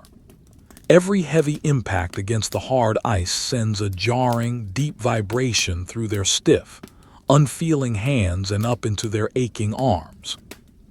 The 14 Greenland dogs are forced to break their perfect, heavy, synchronized fan formation. The wide, spreading arc of their ancient advance is constricted by the narrow, twisting passages between the heavy blocks of shattered ice. The thick, frozen leather of the central trace constantly goes slack, dragging heavily across the jagged frost, only to snap violently taut as the lead dog suddenly lunges upward over a sharp ridge. The dogs do not bark or whine in frustration. They simply lean their heavy, broad chests into the stiff harnesses with a renewed, grim determination. Their thick, coarse, double-layered fur is heavily matted with a dense, glittering rime of frozen breath and drifting snow, making them look like rounded, pale stones tumbling slowly through a dark, ruined canyon. Their heavy paws, heavily padded to withstand the lethal cold, scramble and slip against the smooth, frictionless surfaces of the uplifted ice blocks, their claws scratching uselessly against the concrete-hard frost.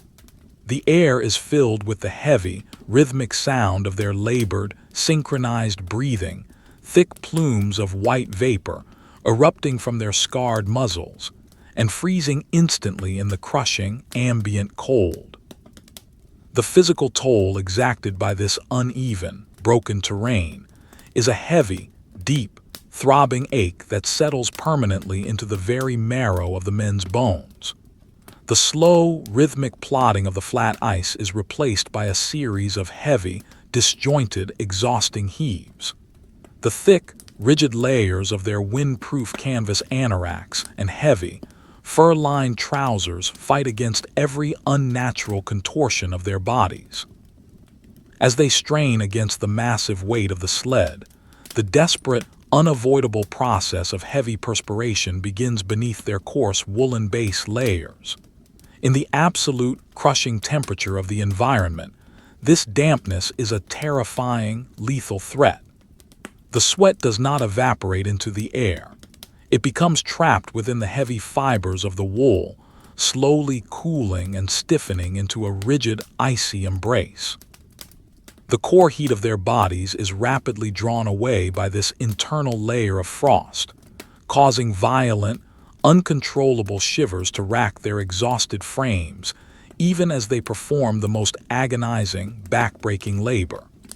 The deep, agonizing numbness in their toes and fingertips becomes absolute, a heavy, dead sensation that transforms their extremities into useless, heavy blocks of unfeeling wood. The visual reality of this chaotic ice field remains locked within a strict, suffocating palette. There are no defining shadows cast by a sun that does not exist. The deep, bruised darkness simply gathers more heavily in the deep crevices and fractured ravines between the massive blocks of ice. When the men gaze down at the surface immediately before their heavy polar boots, they see only a confused, textured jumble of slate gray and deep indigo, an abstract smudge of soft pastel that offers no clear path forward. The heavy wolverine fur ruffs that encircle their faces are completely solidified now, thick, heavy rings of rigid ice built up from hours of frozen respiration. This heavy, frozen armor pulls painfully against the skin of their cheeks, restricting their peripheral vision to a narrow, claustrophobic tunnel of dark, smudged shapes. They do not look out at the landscape. They look only at the heavy, dark boots of the man in front, or the straining, frost-covered hindquarters of the dog immediately ahead. The world shrinks to a radius of a few heavy, agonizing meters, bounded entirely by the dark, heavy ice and the crushing, unbroken silence of the night. The acoustic signature of their struggle is a slow, heavy, disjointed symphony of slow suffering. The long, continuous, hypnotic scrape of the sled runners on the flat sastrugi is entirely replaced by a harsh, percussive series of dull, heavy impacts. Thud, creak, scrape, crunch. The heavy wooden sled crashes down off a jagged ridge, the long ash runners groaning under the massive, dead weight of the frozen canvas tent and the dense, heavily packed sleeping bags. The thick leather harnesses of the dogs stretch and pop with dry, heavy snaps. The thick, heavily insulated polar boots crunch and slip violently against the uneven frost. Yet, all of these harsh, localized sounds are completely dwarfed by the massive, heavy, overriding silence of the environment. The silence of the Greenland coast is not an empty absence of noise. It is a heavy, physical presence that presses against the eardrums, instantly swallowing and smothering the pathetic, microscopic noises of their slow, agonizing passage. The wind, broken and deflected by the massive pressure ridges, creates deep pockets of dead, stagnant, freezing air, amplifying the suffocating, heavy isolation of their labor. Within this heavy, agonizing physical exertion, the mind completely detaches from the immediate reality of the suffering body. The consciousness retreats deeply inward, seeking refuge in a dark, quiet, heavy corner of the brain where the cold cannot penetrate. The men enter a profound, waking whiteout of the mind, a heavy, trance-like state where conscious thought is entirely suspended. They do not calculate the distance remaining to their unseen, distant destination.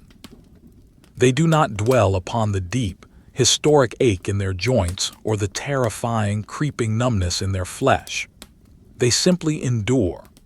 The physical actions of pushing, lifting, and dragging become completely autonomous, a slow, mechanical routine executed by a body that has surrendered entirely to the brutal, heavy dictates of the ancient ice. They are completely empty vessels, moving slowly through an empty, frozen world, their entire existence reduced to the slow, heavy, repetitive necessity of drawing breath and moving the heavy boot forward into the dark. The historical weight of the Sirius Patrol is felt most acutely in these chaotic zones of fractured, shattered ice. Decades of men, clad in the exact same heavy, coarse wool and heavy, stiff canvas, have dragged decades of heavy, primitive ashwood sleds over these exact same, unforgiving ridges. The route they are agonizingly tracing is a heavy, invisible line drawn over a landscape that is in a constant, slow state of frozen flux. The pressure ridge they are violently struggling to cross today did not exist when the patrol passed this way a year ago, and it will likely be crushed and swallowed by the moving sea ice before the next patrol arrives. Their heavy, painful labor is entirely transient, a temporary, meaningless exertion against a landscape that is infinitely larger, heavier, and older than human comprehension. They are honoring a long, deeply boring, heavy tradition of silent endurance, meticulously recording the emptiness of the coast by physically suffering through every jagged, frozen kilometer of its border. As they slowly, heavily push their way through the dark, shattered maze, the overwhelming, crushing scale of the landscape reduces their existence to a microscopic point of meaningless, agonizing friction. The heavy, bruised sky presses down upon the towering blocks of ice, a seamless continuation of the dark, textured canvas. The continuous, hissing drift of the dry, powdery snow instantly begins to fill the deep, heavy scuff marks left by their polar boots, and the long, deep gouges torn by the ashwood runners. The environment accepts their violent, exhausting struggle with the same absolute, uncaring indifference with which it accepts the slow, heavy settling of the winter frost. They are completely alone in the heavy, smudged pastel drawing of the long, unrelenting polar night. 2 heavy, dark shadows and 14 pale, breathing shapes, locked in an endless, seamless loop of cold atmosphere, silent endurance, and the slow, heavy, mechanical rhythm of survival on the absolute edge of the earth. The fractured chaos of the pressure ridges does not end abruptly. There is no sudden, cleanly drawn boundary between the violently uplifted blocks of shattered sea ice and the sweeping, monotonous flat plains of the ancient frost. Instead, the transition is a slow, agonizing unraveling of the terrain, a gradual lessening of the heavy, jagged obstacles that block their path. The massive, towering walls of deep, bruised blue ice slowly shrink into smaller, rounded mounds, their sharp, aggressive edges worn down and smoothed over by the continuous, hissing abrasion of the dry, drifting snow. The landscape slowly flattens out, unspooling once again into the vast, uninterrupted, terrifying emptiness of the frozen coast. The visual aesthetic of the deep polar night returns entirely to its base state, a heavy, suffocating canvas rendered in the darkest, most smudged tones of vintage soft pastel and heavy charcoal. The deep indigo shadows that pooled heavily in the ravines of the pressure ridges spread outward, diluting into a continuous, borderless expanse of slate gray and absolute black.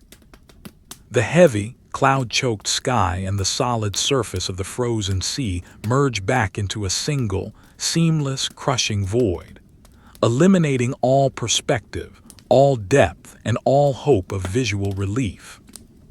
The heavy ashwood sled, having endured the violent, jarring torsion of the shattered ice, settles heavily back onto the flat, hard-packed sastrugi. The harsh, percussive symphony of dull impacts, dry, screaming rawhide and cracking frost slowly fades, replaced entirely by the long, continuous, hypnotic droning scrape of the pale wooden runners. Scrape. Pause. Scrape. Pause. It is the deep, resonant heartbeat of the patrol, a monotonous, wooden friction that vibrates sluggishly through the deep, dead air. The wind, which had been broken and baffled by the towering pressure ridges, finds its long, sweeping fetch once again. It returns as a low, continuous, heavy frequency, a deep, mournful hum that carries millions of sharp, microscopic ice crystals horizontally across the dark, textured surface of the snow. This wind is not a sudden gust. It is a permanent, heavy atmospheric pressure that pushes endlessly against the stiff, frozen canvas of the men's outer garments, a constant physical reminder of the landscape's deep, eternal hostility. As the necessity for violently lifting and heaving the heavy sled diminishes, the men's exhausted bodies fall reluctantly back into the slow, rhythmic, agonizing plodding of the long march. Lift the heavy, rigid polar boot. Drag it forward through the sucking, powdery drift. Let it fall heavily against the concrete hard frost. Crunch. The momentary, desperate, terrifying surge of internal heat generated by their intense physical labor in the pressure ridges begins to rapidly, fatally dissipate. The heavy, coarse woolen base layers, damp with the frozen perspiration of their struggle, now sit against their tired skin like a suit of icy chainmail. The microscopic droplets of moisture trapped within the thick fibers of the wool freeze completely solid, drawing the vital, desperately hoarded core heat directly out of their bodies.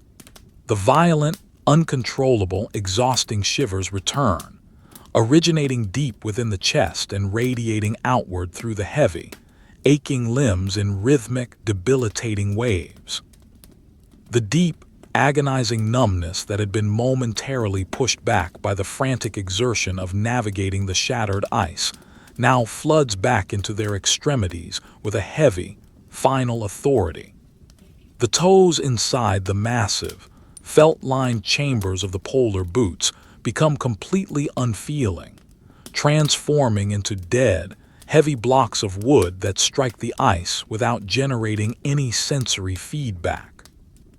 The fingers, wrapped tightly around the rough, frozen wood of the sled handlebars, throb with a dull, distant, historical ache, a pain that feels as though it belongs to someone else entirely. The thick, heavy wolverine fur ruffs surrounding their faces are completely cemented into solid, rigid rings of thick ice, constructed entirely from the frozen condensation of their own labored, desperate breathing. This heavy armor of frost pulls downward on the skin of their cheeks and jaws, locking their heads in a rigid, forward-facing stare. They cannot look around. They can only stare blankly at the dark, smudged shadows of the dogs and the endless, flat charcoal canvas of the ice immediately before them. Ahead of the long, creaking sled, the 14 Greenland dogs slowly fan out, resuming their wide, perfect, synchronized arc of heavy, continuous traction. The central, thick leather trace pulls taut, shedding a faint dusting of dry snow as it stretches under the combined, massive weight of the animals. They do not break their stride. They simply lower their heavy, broad heads further beneath the biting sweep of the wind and lean their deep chests into the stiff, frozen harnesses. Their thick, double-layered coats of coarse, oily fur are entirely matted with a thick, heavy layer of glittering silver hoarfrost, making them appear as a collection of pale, rounded stones rolling slowly across the dark, heavy surface of a frozen ocean. Their breathing is perfectly synchronized, a deep, rhythmic, collective exhalation that sends thick, heavy plumes of white vapor erupting from their scarred muzzles. The vapor hangs suspended in the absolute cold for a fraction of a second, illuminated faintly by the ambient, bruised darkness, before crystallizing and falling silently back to the ancient frost. They are ancient engines of survival, bred for this exact, monotonous, heavy labor, pulling the massive weight of human history across a landscape that cares nothing for their suffering. The physical reality of the sled itself is a study in dense, frozen textures. The heavy canvas tarp that covers the massive mound of survival gear is frozen completely solid, stiff as a board of dark, weathered iron. It is lashed down with thick, heavy ropes that have accumulated a thick crust of rime, transforming them into rigid, unyielding cables of white ice. If a microscopic sliver of ambient starlight were to penetrate the heavy overcast, it would not gleam. It would only catch dully on the crushed, crystalline edges of the hoarfrost coating the pale ash wood. The entire structure is a heavy, dark geometric shadow moving slowly against the organic, chaotic smudges of the ice beneath it. It represents the entirety of their world, carrying the frozen sleeping bags, the heavy brass primus stove, and the dense, heavy blocks of dog pemmican. It is an anchor tying them to existence, a burden they must continuously drag through the void, stroke by heavy stroke, like drawing a thick charcoal line across an infinitely wide sheet of rough, unlit paper. The mandate that drives them forward, the heavy, bureaucratic ghost of territorial sovereignty, dictates that they must eventually reach a specific, invisible coordinate on the completely blank map of the coast.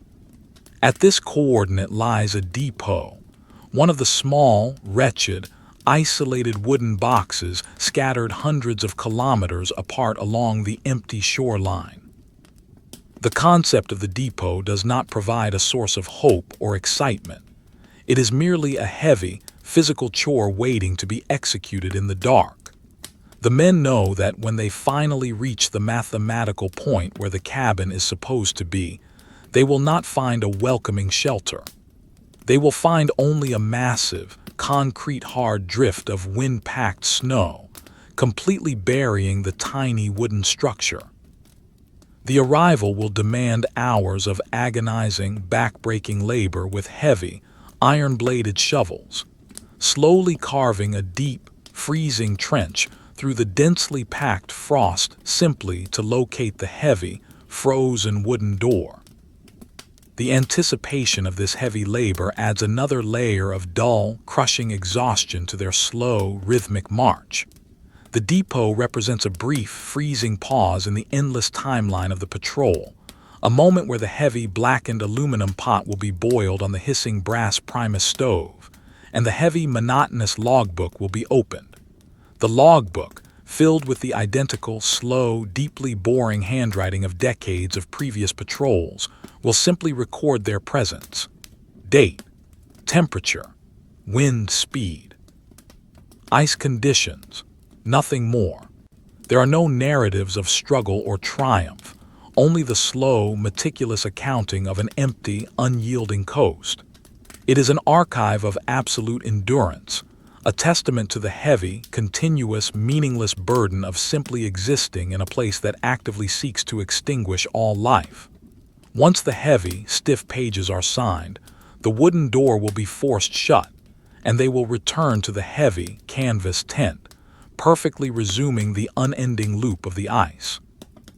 As the slow, immeasurable hours of the deep polar night drag endlessly onward, the minds of the men fold completely inward, detaching entirely from the excruciating physical reality of their bodies.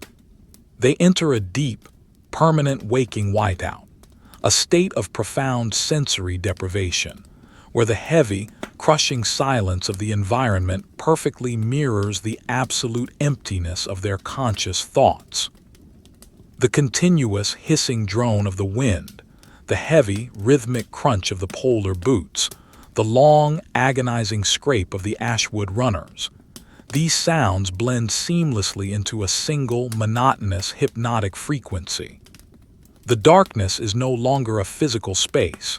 It is a heavy, textured blanket that wraps around their minds, pulling them down into a deep, freezing, thoughtless void. They do not calculate the remaining distance. They do not dwell upon the deep, historic ache in their joints. They exist solely in the microscopic, immediate present of the next heavy step, the next slow, burning breath, the next heavy heave against the frozen handlebars. The boundary between the heavy, suffering reality of the human body and the vast, empty, freezing void of the ancient ice completely dissolves. They become nothing more than heavy, dark, smudged shadows moving blindly across a darker, heavily textured canvas of charcoal and soft pastel, completely swallowed by the long, unrelenting, perfect emptiness of the deepest winter. There is only the line to be drawn, the slow, wavering scratch across the darkest edge of the world, continuing infinitely into the absolute, crushing silence of the long, empty night. The vast, unbroken continuation of the blank map offers no topographical clues to the exhausted minds of the men, only the slow, heavy, deeply ingrained intuition born of endless repetition. The deep polar night remains an absolute, suffocating void, a heavily textured canvas rendered entirely in the darkest, most smudged tones of vintage soft pastel and heavy charcoal. The sky and the frozen sea are locked in their permanent, seamless, borderless embrace, a crushing expanse of slate gray and deep indigo that actively swallows all perspective and all hope of visual relief. There is no landmark to indicate that they have reached the designated, invisible coordinate on the empty coastline. There is only a microscopic, almost imperceptible alteration in the sweeping, monotonous pattern of the wind-sculpted sastrugi. A slight, rounded swelling in the otherwise flat terrain, a massive, concrete-hard dune of densely packed frost that appears exactly like every other natural formation in the dark. But beneath this specific, heavy mound of ice lies the objective of their agonizingly slow march, the depot. It is not a discovery that brings any joy or a quickening of the pulse. It is merely the heavy, dark realization that a new, intensely physical phase of their quiet suffering is about to begin. The command to halt the heavy ashwood sled is not a shouted order. It is a slow, guttural, exhausted sound that is instantly torn away and scattered by the continuous, hissing drone of the wind. The 14 Greenland dogs do not require a second command. The moment the immense, dead weight of the sled ceases to pull violently against their thick, frozen leather traces, they drop heavily to the ancient ice. They do not circle or arrange themselves. They simply collapse into the deep, powdery snow, curling instantly into tight, compact spheres of dense muscle and coarse, double-layered fur. Their thick, bushy tails are tucked firmly over their heavily scarred muzzles, trapping the pathetic, microscopic core heat of their own slow, rhythmic breathing. Within seconds, the continuous, sweeping drift of the dry, sharp ice crystals begins to bury them, blending their pale, heavily frosted forms back into the deep, charcoal shadows of the landscape. They transform from a synchronized engine of heavy traction back into silent, breathing stones, perfectly submitting to the crushing, ambient cold of the long, unrelenting winter night. The cessation of their forward movement brings a sudden, terrifying change to the acoustic environment. The long, continuous, hypnotic, droning scrape of the pale wooden runners on the hard sastrugi abruptly dies. The dry, stretching creak of the rawhide lashings falls completely silent. In the absence of these heavy, mechanical noises, the true, absolute, crushing silence of the Greenland coast crashes back down upon the men with a massive, physical weight. It is a silence so profound, so intensely heavy, that it causes a high-pitched, empty ringing in the ears, a deafening frequency of pure isolation. The low, sweeping, monotonous hum of the wind is the only sound that remains, a continuous, abrasive scrape against the stiff, frozen canvas of their heavy anoraks. The sudden lack of motion does not bring relief. It brings an immediate, violent, and rapid plummet in their core body temperature.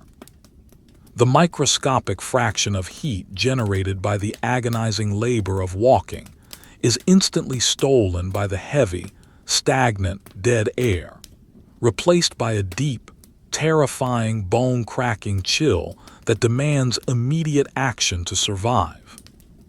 The process of unlashing the heavy iron shovels from the top of the heavily burdened sled is an exercise in agonizing, slow-motion misery. The thick, heavy ropes that secure the canvas tarp are completely frozen, encased in a thick, rigid crust of solid white rime. The men's fingers, wrapped in the thick, clumsy layers of inner and outer leather mittens, are entirely numb, heavy, unfeeling blocks of wood that refuse to bend or grip. They must use the heavy, rigid weight of their forearms to slowly, painfully beat the ice away from the knots, the dull, heavy thuds absorbed completely by the crushing dark. When the heavy, wooden shafts of the shovels are finally freed, the iron blades are painfully cold to the touch, radiating a deep, lethal absolute zero that penetrates straight through the thick leather and deep into the throbbing joints of their hands. The tools are heavy, primitive implements, completely inadequate for the massive, geological scale of the frozen excavation that lies before them. They approach the massive, rounded dune of concrete-hard snow that completely obscures the tiny, wretched wooden cabin. The digging does not begin with a flurry of energetic movement. It begins with a slow, heavy, deliberate, exhausting strike. The heavy, flat blade of the iron shovel is driven forcefully downward into the wind-packed frost. The impact produces a sharp, resonant, metallic clang that vibrates violently up the stiff wooden shaft and deep into the aching, exhausted shoulders of the men. The snow does not yield easily. It has been compressed by months of continuous, heavy wind into a dense, crystalline structure that possesses the rigidity of porous rock. The shovels must be used to violently hack and chip away at the heavy mass, breaking it into large, jagged, heavy blocks that must then be physically lifted and thrown aside into the dark. It is a slow, rhythmic, deeply boring, backbreaking labor. Strike, crack, lift, heave, strike, crack, lift, heave. The heavy, monotonous rhythm of the flat ice is simply replaced by the heavy, exhausting, stationary rhythm of the trench. As the slow, uncountable minutes drag into hours, the physical degradation of the men accelerates terribly. The heavy, desperate exertion forces their exhausted lungs to draw in massive quantities of the sharp, dry, agonizingly cold vapor. This heavy air burns the delicate tissues of their throats and settles like a block of solid, heavy lead deep within their chests. The thick, heavy wolverine fur ruffs surrounding their faces become massive, suffocating collars of solid, heavy ice, built entirely from the continuously freezing condensation of their own ragged, desperate exhalations. Beneath the stiff, heavy layers of their windproof canvas anoraks, the dangerous, lethal sweat begins to flow again. The coarse woolen base layers become soaked, and in the deep, crushing cold of the stationary trench, this moisture rapidly begins to freeze against their skin. The men are simultaneously burning from the massive internal exertion of the labor and freezing solid from the absolute, crushing temperature of the surrounding void. Their bodies vibrate with deep, uncontrollable, exhausting shivers, even as they heave the heavy blocks of frozen snow into the pitch-black night. The visual rendering of this slow, agonizing excavation perfectly matches the established, heavy aesthetic of the patrol's existence. The deep, bruised darkness gathers thickly in the bottom of the slowly expanding trench, a claustrophobic, narrow canyon of slate gray and deep indigo. The rough, broken edges of the snow blocks are sketched in heavy, dark lines of charcoal, blending seamlessly into the continuous, borderless expanse of the surrounding night. The men are nothing more than heavy, dark, smudged shadows moving blindly within a deeper, heavier shadow, their forms blurred and obscured by the continuous, hissing drift of the dry, powdery snow falling back into the hole they are desperately trying to clear. The sky above them is a solid, crushing roof of absolute black, offering no light, no stars, no indication that the universe exists beyond the heavy, freezing confines of their immediate physical suffering. It is a masterpiece of quiet, unseen endurance, painted entirely in the darkest, coldest tones of human exhaustion. Finally, the dull, heavy clang of the iron shovel strikes something that does not fracture like packed ice. It is a deep, hollow wooden thud, a dull, resonant sound that marks the physical boundary of the buried depot. The heavy, weathered timber of the cabin door is slowly revealed beneath the abrasive scrape of the metal blade. The wood is dark, rough, and entirely saturated with deep, ancient frost. The heavy iron hinges are massive, rusted, and completely encased in thick, rigid layers of crystalline ice. The door is not a gateway to warmth or comfort.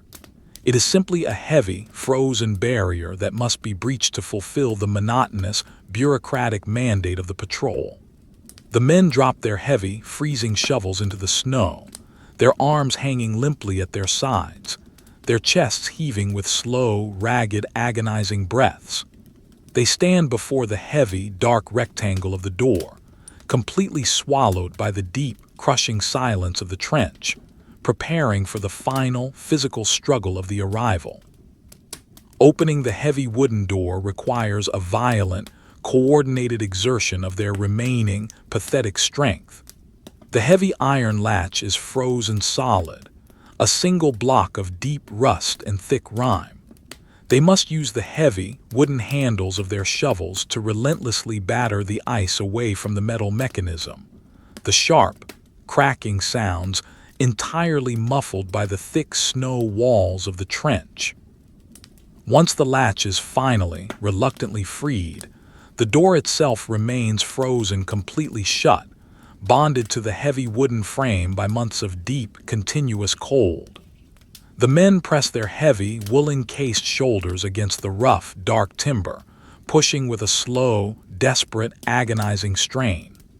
The frozen wood groans heavily, a deep, protesting creak that echoes dully in the confined space. With a sudden, violent, dry crack, the seal of the frost is broken, and the heavy door swings stiffly inward, scraping loudly against the hard, icy floor of the cabin's interior. The air that spills out from the pitch-black interior of the tiny wooden box is not warm. It is profoundly, intensely dead. It is a stagnant, heavy, freezing atmosphere that smells intensely of old, dry timber, oxidized metal, and the deep, heavy, undisturbed dust of complete isolation. The environment inside the depot is trapped in a permanent, unchanging state of absolute zero, perfectly insulated from the sweeping wind, but entirely surrendering to the crushing ambient temperature of the deep polar night. The men step slowly over the heavy, frosted threshold, their thick polar boots crunching loudly on the thin layer of dry, powdery snow that has managed to seep through the microscopic cracks in the heavy wooden walls. The darkness inside the cabin is an absolute physical weight, a thick, suffocating velvet curtain that completely blinds the eyes and presses heavily against the exhausted mind. They have moved from the vast, infinite, freezing void of the exterior into a tiny, claustrophobic, heavy, freezing void of human construction. In the heavy, pitch-black center of the small room, numb, heavy fingers clumsily locate the small, familiar shape of a brass kerosene lantern hanging rigidly from a thick iron hook. The slow, methodical, agonizing ritual of creating light begins. A single wooden match is isolated from its small box. The sharp, brief scratch against the striking pad is shockingly loud in the perfect, dead silence of the wooden box. The sudden, brilliant flare of yellow light is instantly blinding, causing the men to heavily squeeze their frost-grimed eyes shut against the glare. The burning match is touched to the dry, heavy wick of the lantern. The kerosene catches slowly, reluctantly, pulling a small, weak, wavering flame up from the damp cloth. A heavy, smudged glass chimney is lowered carefully over the flame, capturing the light and instantly transforming it into a faint, warm, deep orange glow. As the lantern light stabilizes, the visual aesthetic of the tiny space is instantly rendered in perfect, profound detail. The interior of the depot becomes the physical embodiment of the vintage colored pencil and soft pastel drawing upon a dark, heavily textured surface. The faint, warm lantern light does not reach the corners of the room. It merely cuts a small, fragile, deeply shadowed sphere into the absolute blackness. The heavy, rough-hewn wooden walls are illuminated in rich, deep tones of dark brown and heavy charcoal, the deep grain of the timber highlighted by the heavy, crystalline layer of hoarfrost that coats every single surface. The shadows cast by the heavy wooden shelves and the stacked, metallic tins of preserved supplies are massive, deep, and suffocating, stretching endlessly across the freezing floor like heavy strokes of dark indigo pastel. The light is heavily defined by extreme chiaroscuro, a stark, dramatic contrast between the faint, weak, warm orange glow of the lantern and the deep, crushing, heavy blue-gray tones of the absolute cold that presses in from all sides. The men stand perfectly still within this heavy, frozen still life.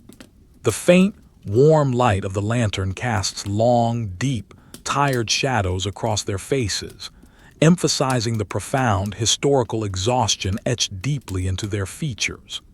Their heavy, canvas anoraks and thick, coarse woolen trousers are stiff and heavily coated in white rime, making them appear as ancient, frozen statues placed within a dark, dusty tomb. The heavy wolverine fur ruffs around their faces remain solid rings of thick ice, glittering menacingly in the weak, orange light. They do not speak. There is no triumph in having reached the depot, no relief in standing within its wooden walls. The cold inside is exactly as absolute, exactly as agonizing as the cold outside. They have merely traded the endless, hissing drone of the sweeping wind for the dead, heavy, suffocating silence of the enclosed box. The long, boring, monotonous history of their patrol route has been fulfilled for this specific coordinate. But the heavy, physical reality of their suffering remains entirely, perfectly unchanged. The heavy, bureaucratic duty must now be meticulously performed. Upon a small, rough-hewn wooden table that is completely covered in a thick layer of sparkling, crushed frost, lies the heavy, leather-bound logbook of the Sirius Patrol. The pages are stiff, damp, and intensely cold, filled with the identical, slow, deeply boring handwriting of the men who stood in this exact spot decades before them. The heavy, clumsy outer mittens are slowly, painfully pulled off, exposing the pale, stiff, throbbing hands to the dead, freezing air of the cabin. A small, dull pencil is gripped with a heavy, agonizing lack of sensation. The date is recorded. The temperature is noted. The heavy, continuous wind speed of the exterior is documented. It is a slow, silent, heavy accounting of nothingness, a perfect, unchanging record of a landscape that remains completely indifferent to their agonizingly slow, continuous passage through the deep, heavy, eternal dark. The dull, gray graphite of the small, heavily chewed wooden pencil is pressed slowly, deliberately against the stiff, textured surface of the heavy paper. The act of writing is a massive, agonizing physical struggle.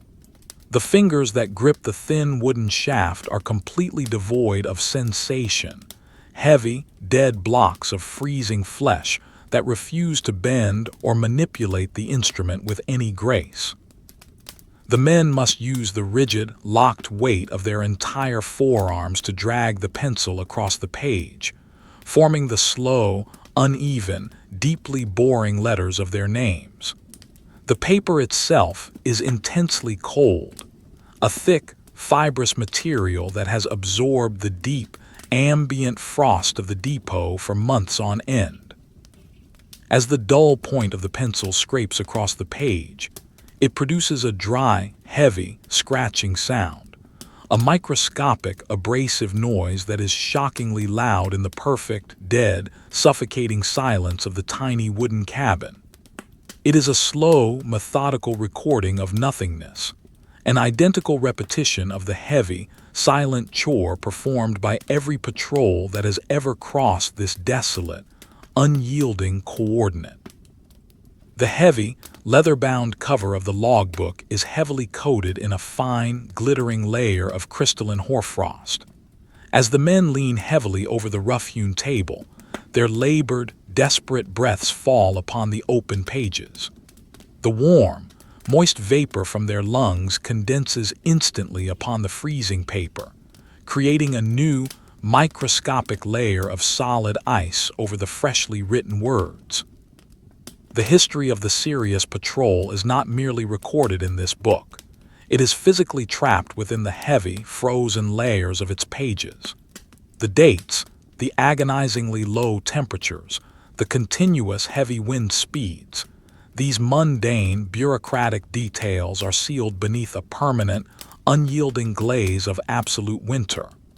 There are no stories of triumph or disaster written here, only the heavy, continuous, deeply boring ledger of human endurance. It is a slow, silent archive of men who came, suffered, signed their names in the dark, and disappeared back into the endless, crushing void of the ancient ice. The visual space of the tiny cabin remains a perfect, motionless study in deep, dramatic chiaroscuro. The weak, wavering flame of the brass kerosene lantern provides the only source of illumination, a fragile, warm orange glow that fights desperately against the overwhelming, crushing weight of the absolute dark. This light does not reveal comfort. It merely highlights the profound, heavy textures of their suffering. The interior of the depot is rendered exactly in the strict, heavy palette of a vintage, soft pastel drawing on a dark, heavily textured charcoal canvas. The heavy, rough-hewn wooden walls, saturated with decades of deep frost, reflect the orange light in muted, blurry patches of deep brown and heavy slate gray. The shadows that pool in the corners of the room, behind the stacked, rusted tins of preserved supplies and the heavy wooden shelving, are absolute and impenetrable. They are thick, aggressive strokes of dark indigo and pure black, completely untouched by the pathetic, failing warmth of the lantern. Within this heavy, frozen still life, the two men stand as ancient, petrified monuments to the slow agony of the coast. The faint lantern light casts long, deep, heavy shadows across their exhausted faces, outlining the deep, historical lines of fatigue and the terrifying, hollow stare of the waking whiteout. Their heavy, windproof canvas anoraks and thick, coarse woolen trousers remain entirely stiff, heavily armored in the thick, white rime gathered from the long, agonizing march. The thick, heavy wolverine fur ruffs that encircle their faces are solid, rigid rings of thick ice, pulling painfully against their frostbitten cheeks. The air inside the cabin is stagnant, heavy, and intensely dead, smelling of oxidized metal, old timber, and the deep, heavy dust of complete isolation. It does not warm them. The lack of the continuous, sweeping wind only serves to allow the deep, absolute zero of the ambient temperature to settle more permanently into their aching bones, drawing the last, microscopic fractions of core heat from their violently shivering bodies. The inventory is completed with a heavy, unthinking glance. The dense, heavily packed boxes of dog pemmican, the thick plastic jugs of kerosene, the heavy tins of rock-hard, dehydrated biscuits, everything remains exactly as it was left by the ghosts of the previous year. They do not take anything, for their heavy ashwood sled is already burdened with the exact, necessary caloric weight required to reach the next invisible coordinate. The depot is simply a waypoint, a heavy physical chore that offers no relief, no shelter, and no pause from the continuous crushing timeline of the deep polar night. The heavy, leather-bound cover of the logbook is finally pushed shut. It falls against the frost-covered pages with a dull, heavy, resonant thud, a sound with deep finality that instantly signals the end of the bureaucratic mandate. The heavy, agonizing duty for this specific, empty patch of the frozen world has been completely fulfilled. Extinguishing the small, fragile flame of the lantern is an act of heavy, reluctant resignation. A thickly mittened hand reaches slowly upward, the heavy, stiff leather grasping the small, freezing brass key of the wick mechanism. A slow, deliberate, agonizing turn. The damp cloth wick is drawn downward, starved of oxygen. The small, warm orange flame wavers, sputters weakly, and abruptly dies. The absolute, crushing blackness of the Arctic night floods violently back into the tiny wooden box. It is not a gradual fading. It is an instantaneous physical weight that drops upon the eyes, completely obliterating the deep, smudged pastel drawing and replacing it with a solid, infinite wall of pure, unyielding charcoal. The silence that follows the death of the light is complete and terrifying, a heavy, dead frequency that rings deeply in the exhausted ears, pressing the men perfectly back into the vast, empty, freezing void from which they momentarily emerged. They turn blindly in the dark, their heavy polar boots scraping loudly against the hard, icy floor of the cabin. They push the heavy, ancient timber of the door outward, stepping over the deep, frosted threshold and back into the narrow, claustrophobic canyon of the excavated trench. The door must be sealed. They throw their heavy, wool-encased shoulders against the rough, dark wood, forcing it back against the twisted, frozen frame with a slow, desperate, agonizing strain. The wood groans heavily, a deep, protesting creak, before the rusted, frost-rimed iron latch is violently slammed home. The depot is returned to the ice. It is once again a closed, buried, freezing box, waiting in the absolute dark for the next slow, heavy, agonizing rotation of the patrol. The men do not look back at it. They turn and begin the slow, heavy, exhausting climb up the jagged, broken steps of packed snow they had hacked from the massive dune, ascending slowly back to the surface of the frozen sea. As they crest the lip of the trench, the continuous, sweeping, monotonous hum of the wind greets them with its familiar, heavy, abrasive scrape. The brief, terrifying silence of the enclosed box is instantly replaced by the deep, low-frequency drone of the endless atmosphere. The wind carries the microscopic, sharp ice crystals horizontally across the dark, textured surface of the sastrugi, driving them relentlessly against the stiff, frozen canvas of their heavy anoraks. The visual reality of the world expands back into the vast, borderless, crushing canvas of slate gray and deep indigo. The sky and the frozen ocean are perfectly merged, a seamless continuation of the dark, heavy emptiness that defines their entire existence. The men stand perfectly still for a long, heavy moment, their bodies vibrating with deep, debilitating shivers, heavily absorbing the profound, crushing scale of the landscape that stretches infinitely before them. The 14 dogs remain completely buried beneath the continuous, hissing drift of the dry, powdery snow. They are nothing more than rounded, pale mounds of frost, perfectly camouflaged against the dark, heavy texture of the ancient ice. The men approach the heavy ashwood sled, their movements perfectly returning to the slow, heavy, deeply boring mechanical rhythm of the march. The thick, frozen leather harnesses are located in the pitch blackness by touch alone. The stiff, heavy traces are uncoiled with numb, unfeeling fingers. As the men step among the buried dogs, the animals slowly, reluctantly begin to rise. They break through the dense, heavy crust of the snow, shaking their thick, double-layered coats, the movement sending faint, ghostly clouds of silver rime drifting into the dark. They do not bark.